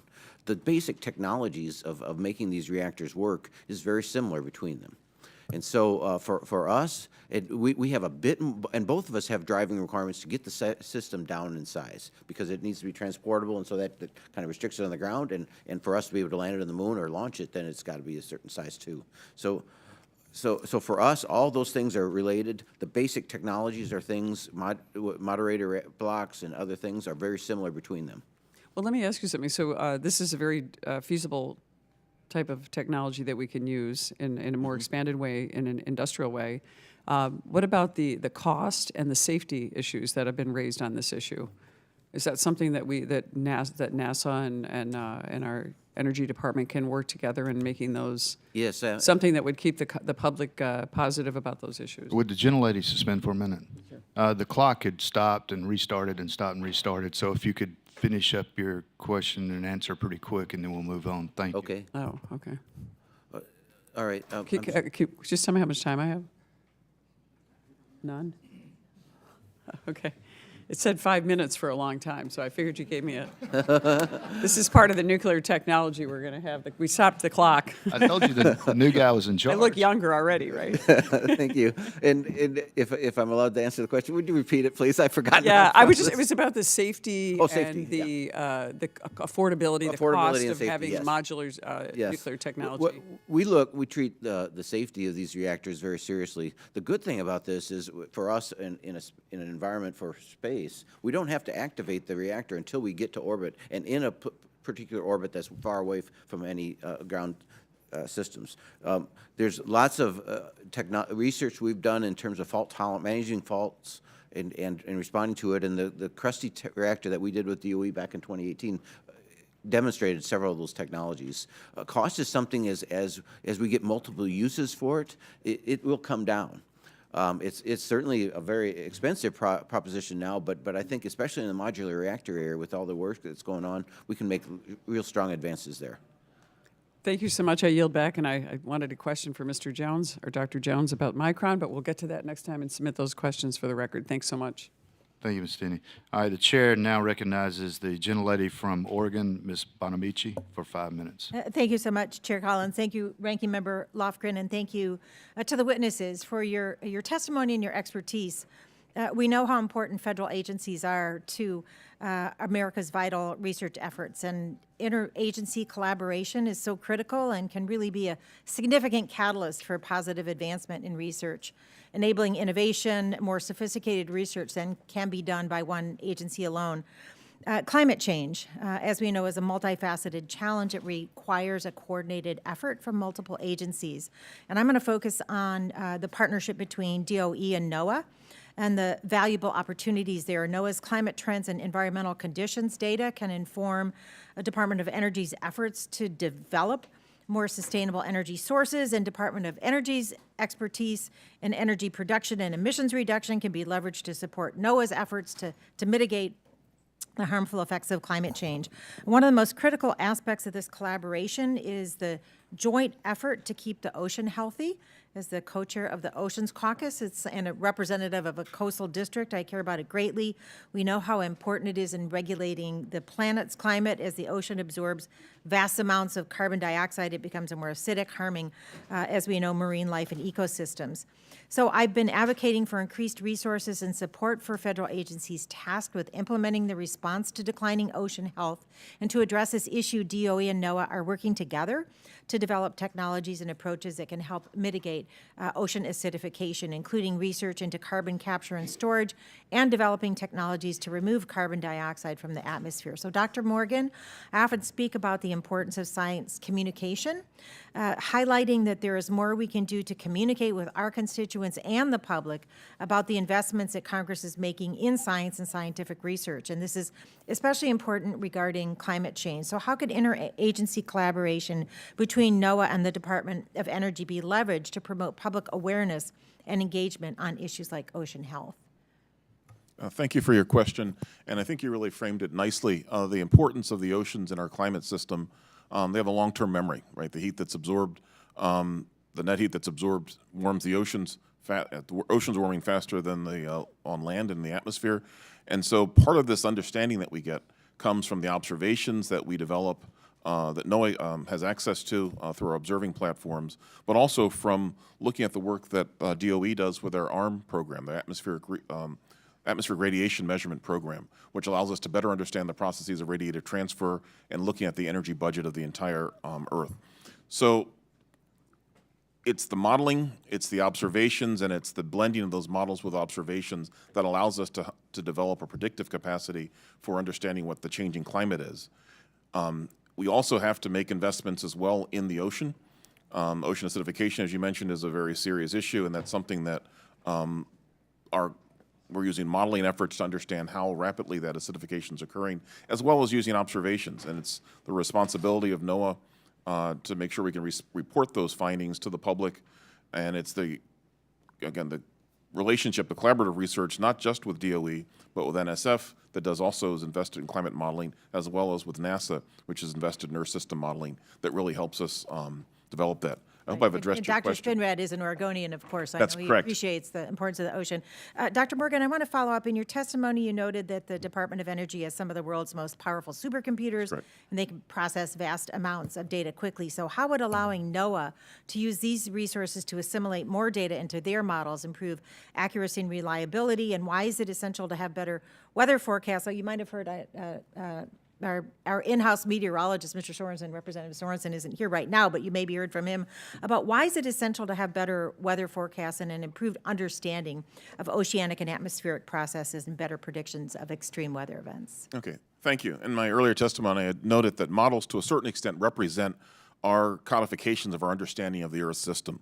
We know actually more about that system than we can actually represent due to computational limitations. So having access to really robust HPC resources allows us to better represent the processes with greater fidelity and realism, which then allows us to provide better guidance, forecast guidance, to the country. Also, it allows us to increase the number of models that we can run in an operational sense, because by doing that, that allows us to understand the probability distribution of possible forecast states, so we can actually give people a greater sense of what the risks are for upcoming weather events, high-impact weather events. So the greater resources also means that you have timely forecast dissemination and the concomitant greater lead times for high-impact weather events, including severe storms and hurricanes.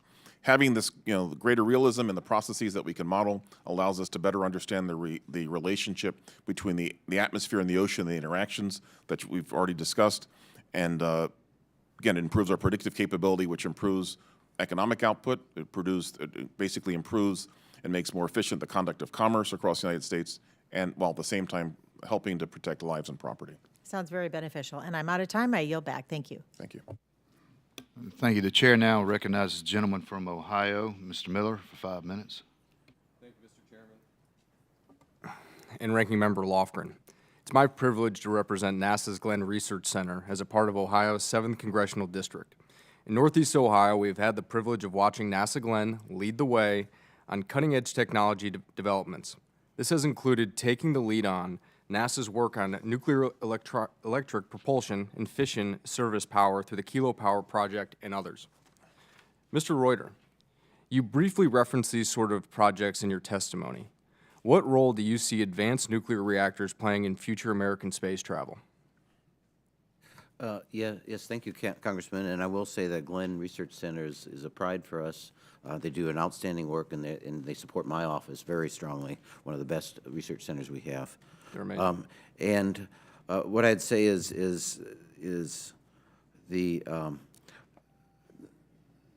areas of advanced reactors. That's what you asked, right? I blanked out on. Yes. Okay, yeah. The advanced reactor for us is really can be foundationally game-changing for us in terms of the missions that we can enable as part of it. A large part of what we do is always power is always king.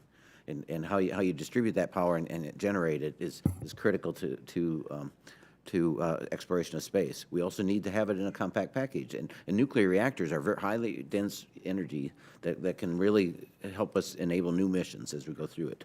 So for us, we see for the moon where there's 14-day-long nights, if you will, where we don't have access to solar energy. It really opens up exploration of the lunar surface as we go through it. That same technology can be used on Mars, where on the surface of Mars with the dust storms and other things in the atmosphere, it's very difficult to get solar power.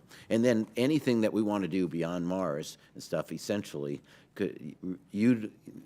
needs to utilize a nuclear source for power and stuff. So for us, it's fundamental. The types of things we do, it can enable us to go faster around the entire solar system and open up new ways of getting there. In fact, even then, if we can do this and go much faster to the moon and back, to Mars and back, then it can enable human exploration more as we go through it.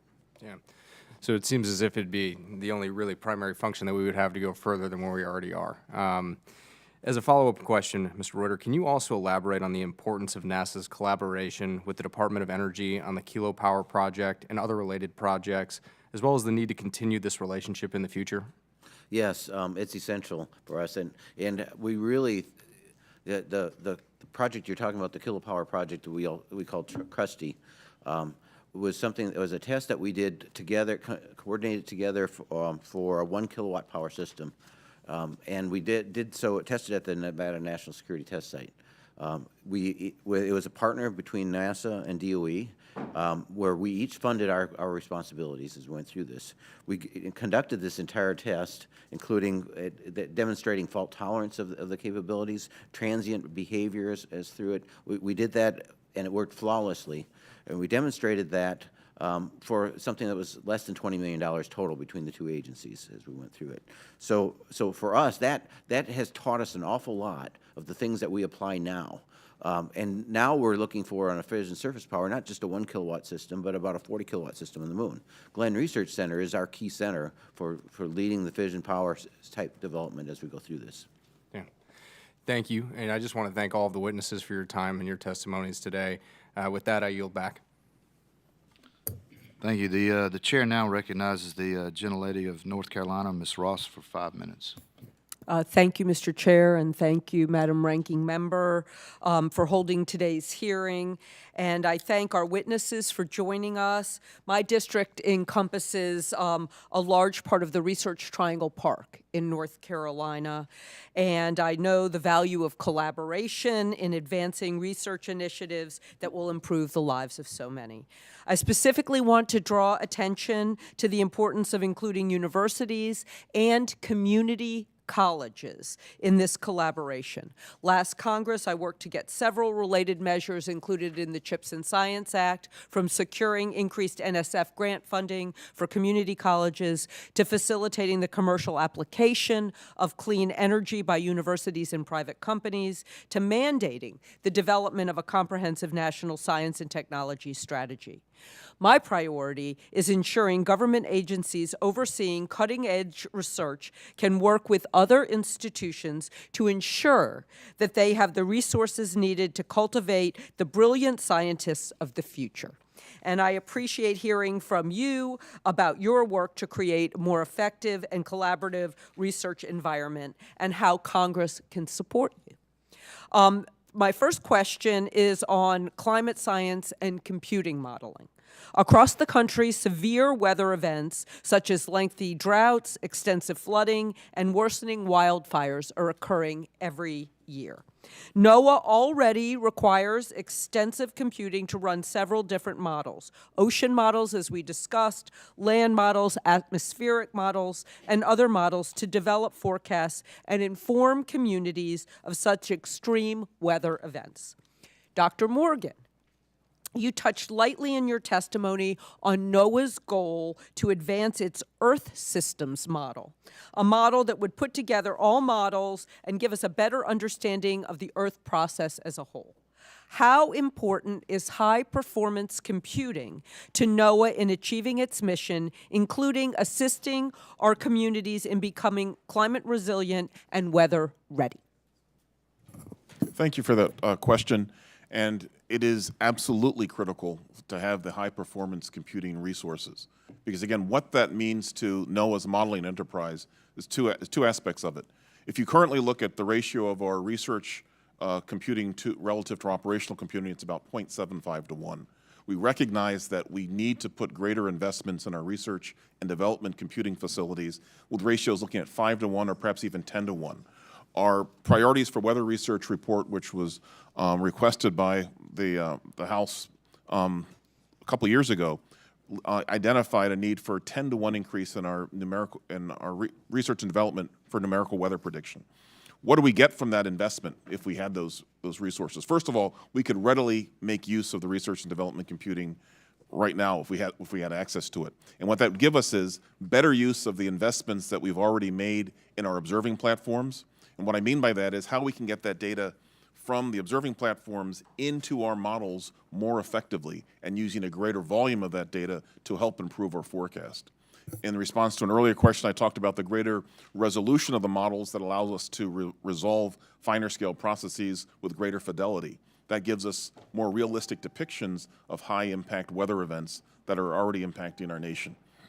Finally, making sure that we can take that data and effectively disseminate it to a broader to the nation is part of not just the supercomputing, but our data management aspects of this. And the final thing I'd like to say is we're also working with DOE, as an example, with NSF, and also with NOAA, looking at issues related to the ability to take artificial intelligence and machine learning and have them integrated into our modeling efforts, which will speed up our ability to run the models much more quickly, which allows those results to get out so people can make decisions more effectively.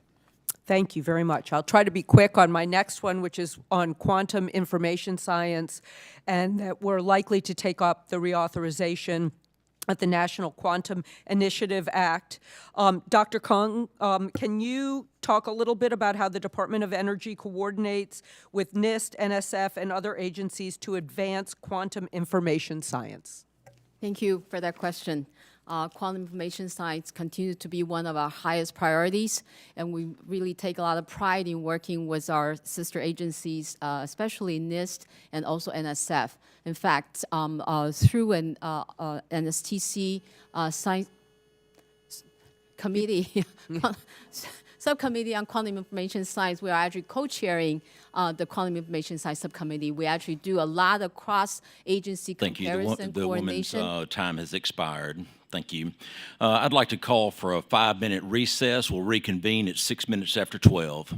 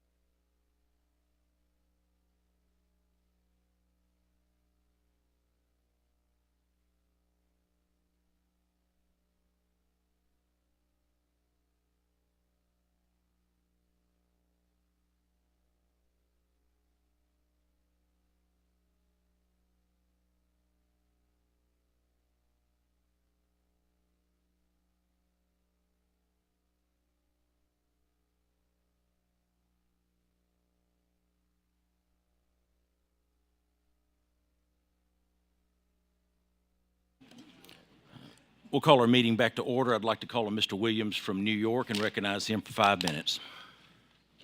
Thank you, Mr. Chairman. Look forward to working with you. I'm way over here in the corner. I'm not sure what I did, but I'm over here in the corner. I just have a series of informational questions. I don't think any of them are controversial, but what's the total DOE funding for the science programs, sort of in your world? What's that total budget?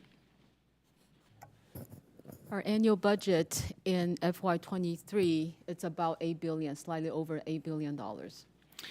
And I noticed in your testimony that one of the components of your mission is national security. Can you tell me more about how your office fulfills that national security mission? It's a shared mission across the whole department. We have a National Nuclear Security Administration part, which is the primary office that are, or administration, part of the department that is stewarding the national security mission, but we have very broad and deep collaboration across the department to make sure that we're also supporting the national security part of the mission. One example I can give is that for a lot of the material qualifications that the requirements needed by the NNSA, we're actually devoting part of our light sources to help characterize and qualify some of these materials. So there are a lot of these cross-fertilization pulling our resource together, so NNSA does not need to support a standalone light source. Instead, they can come to the light sources that offer science support to help serve their needs. Are there any other, other than supporting NNSA, are there any other things that come to mind that specifically are equated with supporting the national security priorities, other than materials, which I've been a customer of those, so I know what those are. Right. So if we look at the emerging technologies, all of them have a national security component, from quantum information science to artificial intelligence, even biotechnologies, all of them. So from a fundamental science point of view, we're providing that science underpinning. Hopefully the knowledge and the innovation can then be translated to support the department's national security missions. Those are good examples. Quantum, I think you said digital intelligence, bio materials. Are there any specific programs or a laundry list of programs that that all of us should be aware of that come to your mind specifically that have national security emphasis or priority? Yeah, I believe the list could be quite long. If it's okay if we could get back with you with a more comprehensive list. Certainly. Beyond the material and supporting NNSA, when the DOE hands out grants, and specifically the science programs, just because that's your purview, when they hand out or make awards and grants, what factor, what weighting does meeting the national security priorities, how does that come into play for those awards, particularly in where they're competitive?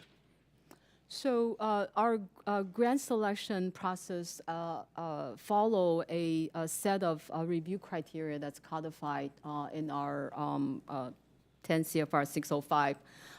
It has scientific merit as the number one. We look at the performance qualifications, their expertise, the budget they propose, whether they're reasonable, whether also the relative expertise and instrumentation setting they have, whether these are suitable to carry out these experiments or proposed research they propose. Sure. All of these are our standard criteria for evaluating the merits of the grant. But for given topics, we can also put in additional program policy factors. For example, quantum information science would be one that we may be looking at potential broader applications and so forth. So given the topical areas of the research, we can then broaden the lens of the review criteria, especially addressing potential dual use, for example, topics such as. Thank you. The gentleman's time has expired. Thank you, Mr. Williams. The chair recognizes Mr. Sorensen of Illinois for 5 minutes. Thank you all for being here. I have spent the majority of my career in STEM as a broadcast meteorologist in northern and western Illinois. Much of what I accomplished in my career, researching and presenting weather and climate data, was only because of the collaboration between the DOE, the USDA, NOAA, NASA, and NSF. And so today I'd like to focus on this working relationship that we have, how Congress can best facilitate and shepherd more collaboration in the future. And my first question, I'm asking this on behalf of our farm families in northern and western Illinois who ask me, what's next after ethanol as we buy more electric vehicles? Last year, the DOE, along with other federal agencies, developed the Sustainable Aviation Fuel Grand Challenge Roadmap. This is a strategy for scaling up advanced technologies to produce sustainable aviation fuels. And I believe that our farmers are going to be heroes in this endeavor. What is the status of the implementation of the roadmap? What are some of the barriers that exist, and how can we make sure that the progress continues to accelerate? And if I could ask this question to Dr. Kung and Mr. Reuter. Thank you very much for that question. We're actually very proud of the work the department is leading in the sustainable aviation fuel.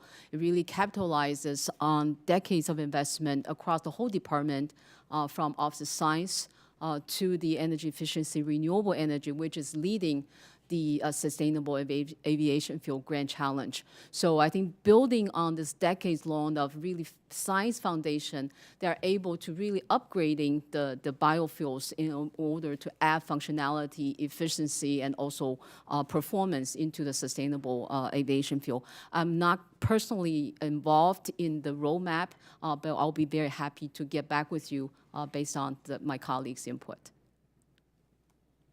And what I would say is we do support, NASA does support the biofuel area and stuff and the production of those, and we certainly see a lot of opportunities there. We're mainly in a support role to others like DOE as we go through that. The other thing, though, that is core to us also is zero net carbon emissions for airplanes and electrification of the power of propulsion system and batteries and stuff. And there we do play a very active role, and we have a lot of activities going on to a demonstrator vehicle.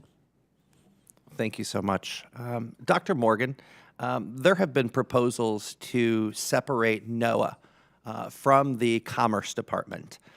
Could you tell me some of the drawbacks or some of the benefits should NOAA become an independent agency, and whether or not you support this move, and whether or not this meteorologist now in Congress should do the same? Thank you for your question. There's a lot to unpack in that in terms of the separation of NOAA from the Department of Commerce. I mean, as has been mentioned earlier in my earlier testimony, the work that NOAA does inform how the conduct of commerce is actually done in the United States, in fact, and frankly globally, in terms of our ability to produce highly accurate forecasts that allow for ship routing, for transportation, et cetera, to be done effectively. I think one of the big questions that has to be asked in any possible change to NOAA's authorization really has to focus on what are we as an agency fundamentally authorized to do, what are the capabilities that we would have when that actually is, if that were realized. I think where we sit certainly is important, but I'll be frank, I don't have a direct answer to your question on what that looks like, but I think the key thing is ensuring that NOAA has the authorities it has to conduct its current mission and perhaps future missions that are going to benefit the American public in terms of science, stewardship, and service, particularly as it relates to the Earth system. That's going to be really critical. My final question, as a meteorologist who spent his life on television, my constituents know that when a big snowstorm is coming, that Eric Sorensen looks at the European computer model. That's the accurate one, right? It should be the global forecast model. It should be our model. How can I, as a meteorologist in Congress, how can we work together to increase the accuracy so that our lives can be protected and people can make the right decisions during severe weather? Sir, I'm a weather enthusiast. I often use the term weather weenie. I love it. That's never been said in the halls of Congress. But I think what's really necessary is ensuring we have the high-performance computing.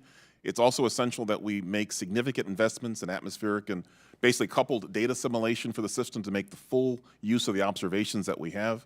And we have, again, the computing to allow us to look at an ensemble of forecasts. I look at the GFS. The last couple of weather systems that have gone through the Thank you. United The States, gentleman's time GFS has expired. I'm sorry. The gentleman's time has expired. I yield back. Thank you.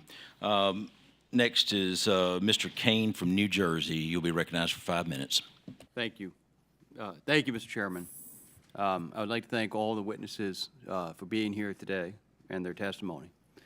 It's vitally important that DOE maintain and improve their collaboration with other key federal agencies, such as NASA, NOAA, USDA. It's only through the efficient collaboration between these agencies that can the DOE ensure they're providing America's security and prosperity by addressing its energy, its environmental, its nuclear challenges through innovative science and technology solutions. Dr. Kung, how is the Department of Energy uniquely qualified to provide leadership in U.S. biological science research and development activities? So thank you for that question. As mentioned earlier, many parts of the department actually have expertise and capability in biological science and technology. Speaking from the Office of Science, where I'm sitting at, we have decades-long of expertise and support for biological and environmental science.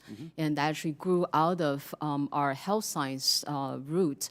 But the biology currently is actually deeply rooted in our genomic science and also very high fidelity model that we can actually use to predict and model biological organisms from both energy point of view, but also just providing that broad base of biological science. So, and working between Office of Science and the technology programs, such as the ones in Office of Energy Efficiency and Renewable Energy, we are really pairing our expertise and capability together to deliver the department's mission in bio-related technology. And we are working together along with our sister agencies in implementing a recent executive order on biotechnology, biomanufacturing, a really exciting frontier, not only with our NSF and USDA partners, but across the whole agency.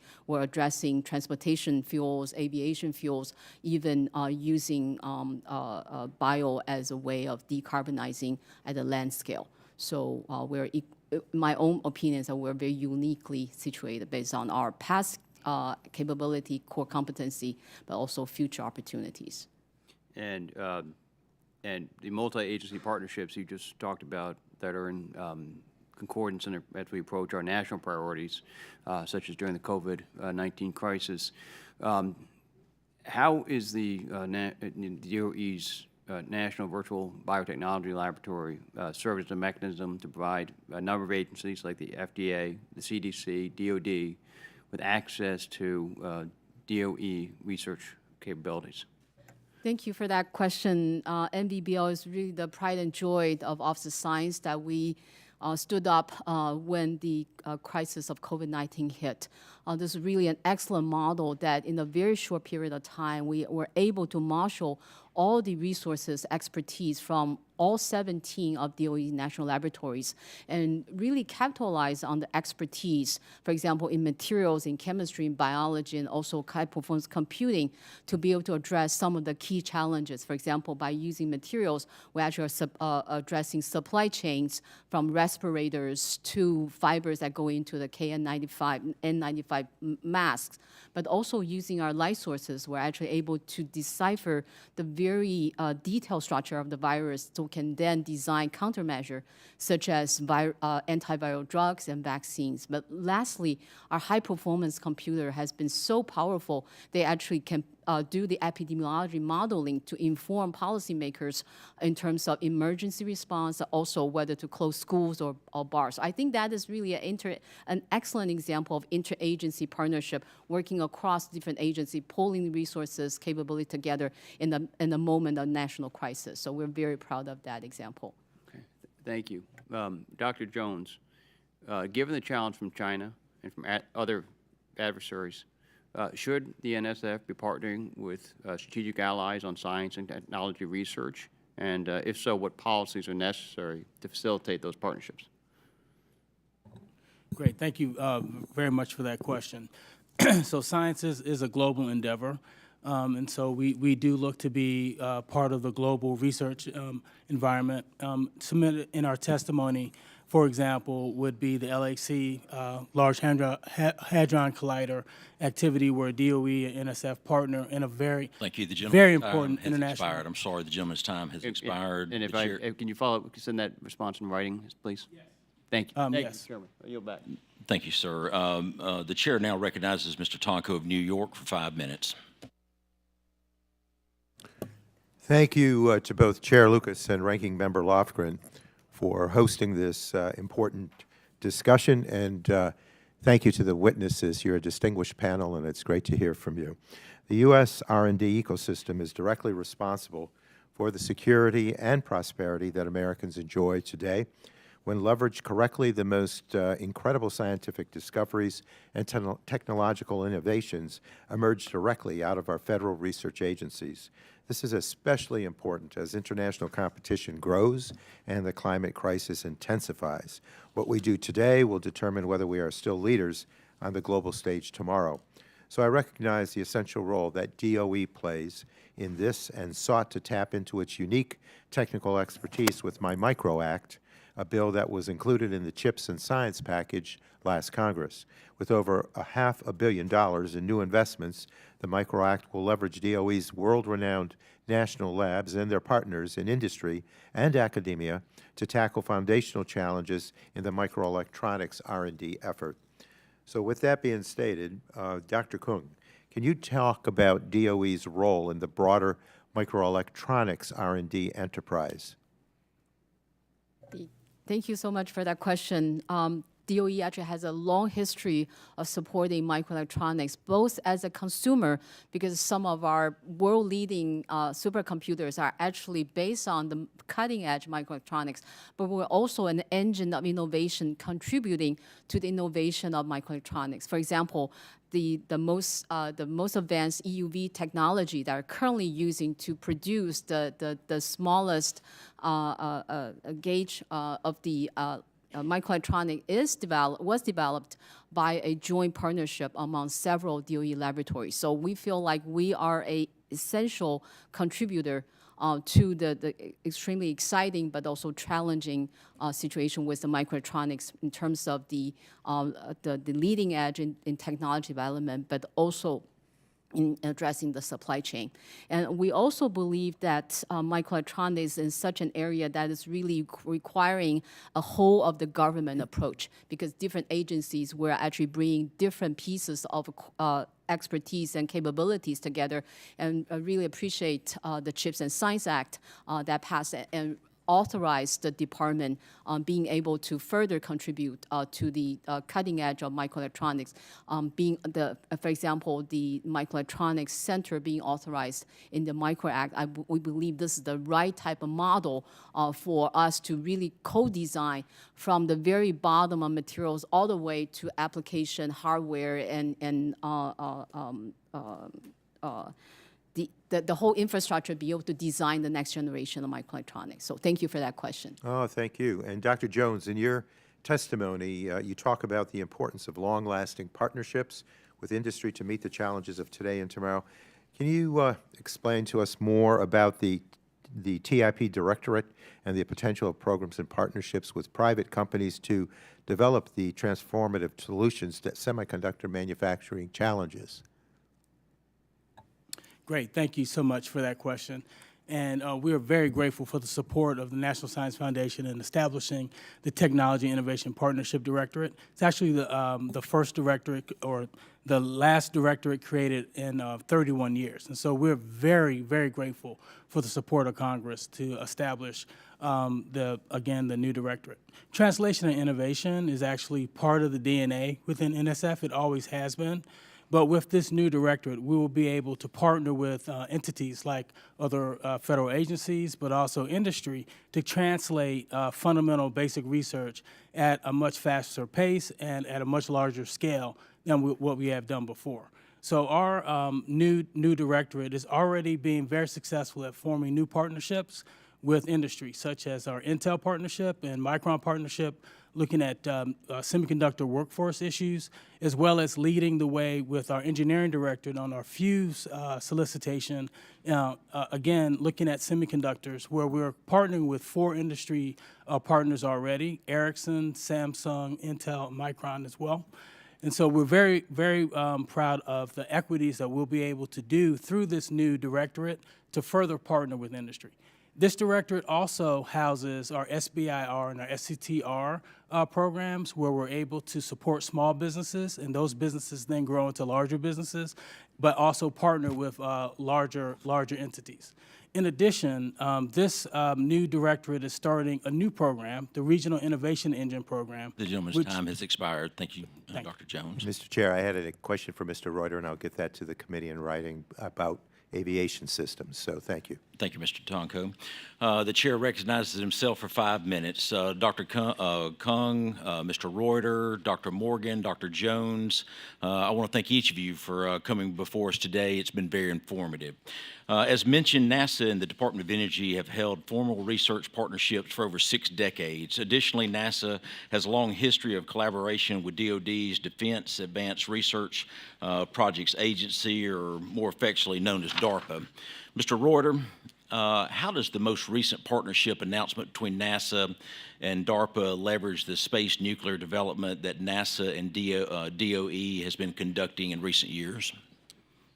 Yes, thank you, Congressman.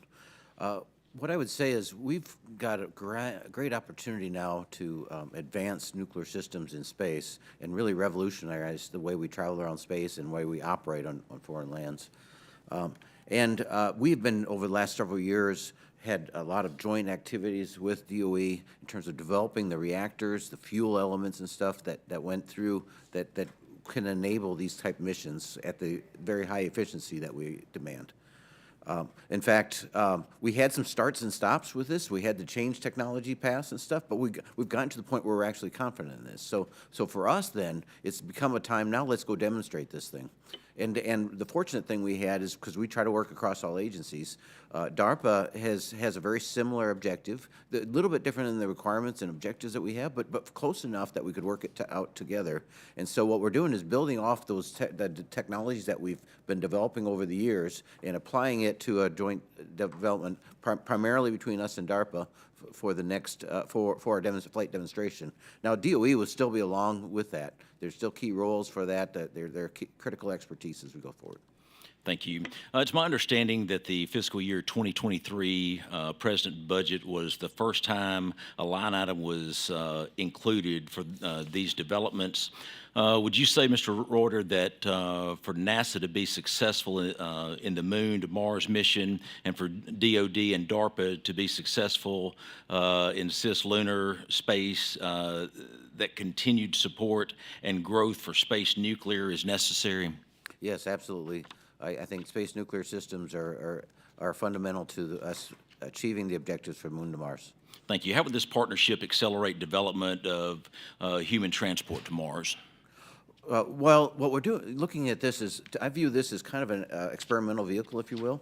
it's the first step. You got to take a big step, and getting something that's actually flying and operating in a relatively short time frame over the next few years is something that can put us on a path. Then the next step will be just achieve the actual requirements and go on towards other distant Mars and beyond. Thank you. I reclaim my time, and the chair recognizes Ms. Salinas of Oregon.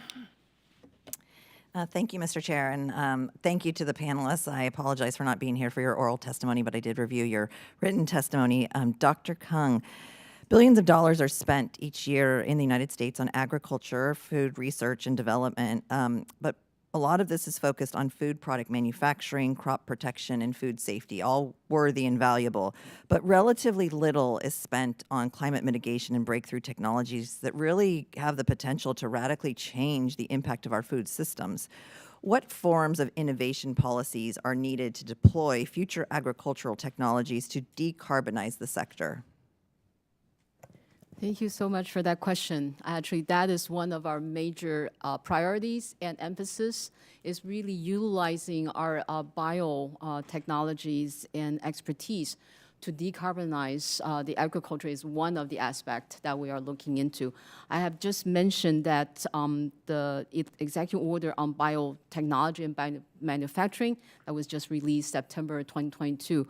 Multiple agencies are coming together in terms of furthering the societal goals for climate change solutions. There are four aspects. There are four kind of bold goals. One is to address the need to develop more carbon neutral transportation and stationary fuels. The second is to use biotechnology to produce chemicals, materials from renewable biomass. And the third is climate-focused agriculture systems and plants. And the fourth is the carbon dioxide removal, really from the landscape scale of removing carbon dioxide from the agriculture sector. So we are laser focused on these very important issues and look forward to providing additional information as the plan comes together. Thank you. And I'm going to dive a little bit deeper. Our nation's centralized freshwater infrastructure is deteriorating due to climate change and other factors. Water, food, and energy form a nexus at the heart of sustainable development, with agriculture as the largest consumer of the world's freshwater resources. And this really speaks and goes to the complexity at the energy-water nexus and demand for a federal coordinated approach. How does DOE partner with USDA to decarbonize the ag sector with a focus on that nexus between food, energy, and water? I am not the right expert to address that question. I do understand that the department has a very active energy, water, food nexus activity. So if it's okay, we'll get back with you based on the experts from the department. Thank you. And then just again, following up a little bit, on kind of the same agriculture question and maybe a little bit more general and higher level, how should our federal government ensure that an integrated and sustainable management of water, food, and energy is balanced with the needs of people, nature, and the economy? Again, I think I would defer to the experts in the department to answer. I do agree that's a very important question and important issue. Thank you. Okay, and then turning to, since I have a couple minutes left, to DOE's bioenergy research centers, what do you see as the central role of the BRCs within the spectrum of bioenergy technology and development, and how is this research vital to the mission of DOE? Indeed, I really like the way that you're framing this, the spectrum. So on the BRC, which is funded by the Office of Science side, we're very mindful, we're focusing on the lower technology readiness level, really addressing the knowledge gaps that are really preventing us to really deriving the maximum benefit from renewable biomass. And that knowledge really need to be we need to be able to translate any of the innovation to the technology progress so they can then develop that commercial technologies. I mentioned earlier about the BRC partnership with USDA. This is really an excellent way of really combining the biotrace that we're trying to engineer and insert that function into the plants with the USDA, where they're coming from the agriculture the land and the water usage. So this is really an excellent example. I gave earlier a Pennycrest example, but I think there are multiple examples, not only from Office of Science, but also from the Technology Office. We'll be happy to provide additional information to you. Thank you so much, and I yield back. Thank you, Ms. Salinas. The chair recognizes Mr. Mullins of California. Mr. Mullins, you're recognized for 5 minutes. Thank you, Mr. Chair. Thank you all for your testimony. I'm from the San Francisco Peninsula. California has been experiencing a long drought cycle interrupted by a very wet winter. Even as we speak, we're bracing for a apparently relatively warm atmospheric river. We're concerned about snow melt and flooding and so forth. So we're sort of living the extremes when it comes to climate. And fortunately, FEMA has been engaged. So my question is with Dr. Morgan, and just can you describe how you partner with the agencies not represented here, like FEMA, like HUD? You know, we have these communities that are their infrastructure is simply not equipped to deal with the volume of water that we're seeing, and just how you share your models so groups like entities like FEMA can get ready for these mega storms and abnormal events that can affect our communities, and just what kind of collaboration and coordination with the other entities so we can get ready and brace appropriately for what might come. Yes, thank you for your question. And I think I'm going to ensure that a more complete response is given to you in some questions for the record. But as we anticipate significant weather events, Weather Service offices located all around the country, we've been focusing, let me back up, NOAA has been focusing on impact decision support services. And what this means is forecasters at individual forecast offices are prepared to go to emergency management centers within states, federal emergency management, to relay the information and the likely impacts of high impact weather events are going to have on communities all across the country. So I imagine that there are currently meteorologists in the Monterey Forecast Office and other ones, Reno area as well, that are looking at the upcoming event with this relatively warm atmospheric river and the likelihood of significant snow melt, which may lead to flooding.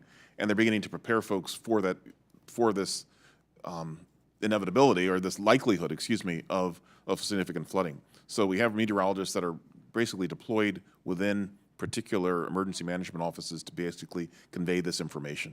But we also make use of social media. We make use of, all ways of contact to make sure that our communities are well aware of upcoming significant weather events. I appreciate that, sir, and thank you for that. That is reassuring, and look forward to getting more information about that ongoing coordination, because this will be clearly an ongoing challenge for all of us. So thank you, sir, and I yield back.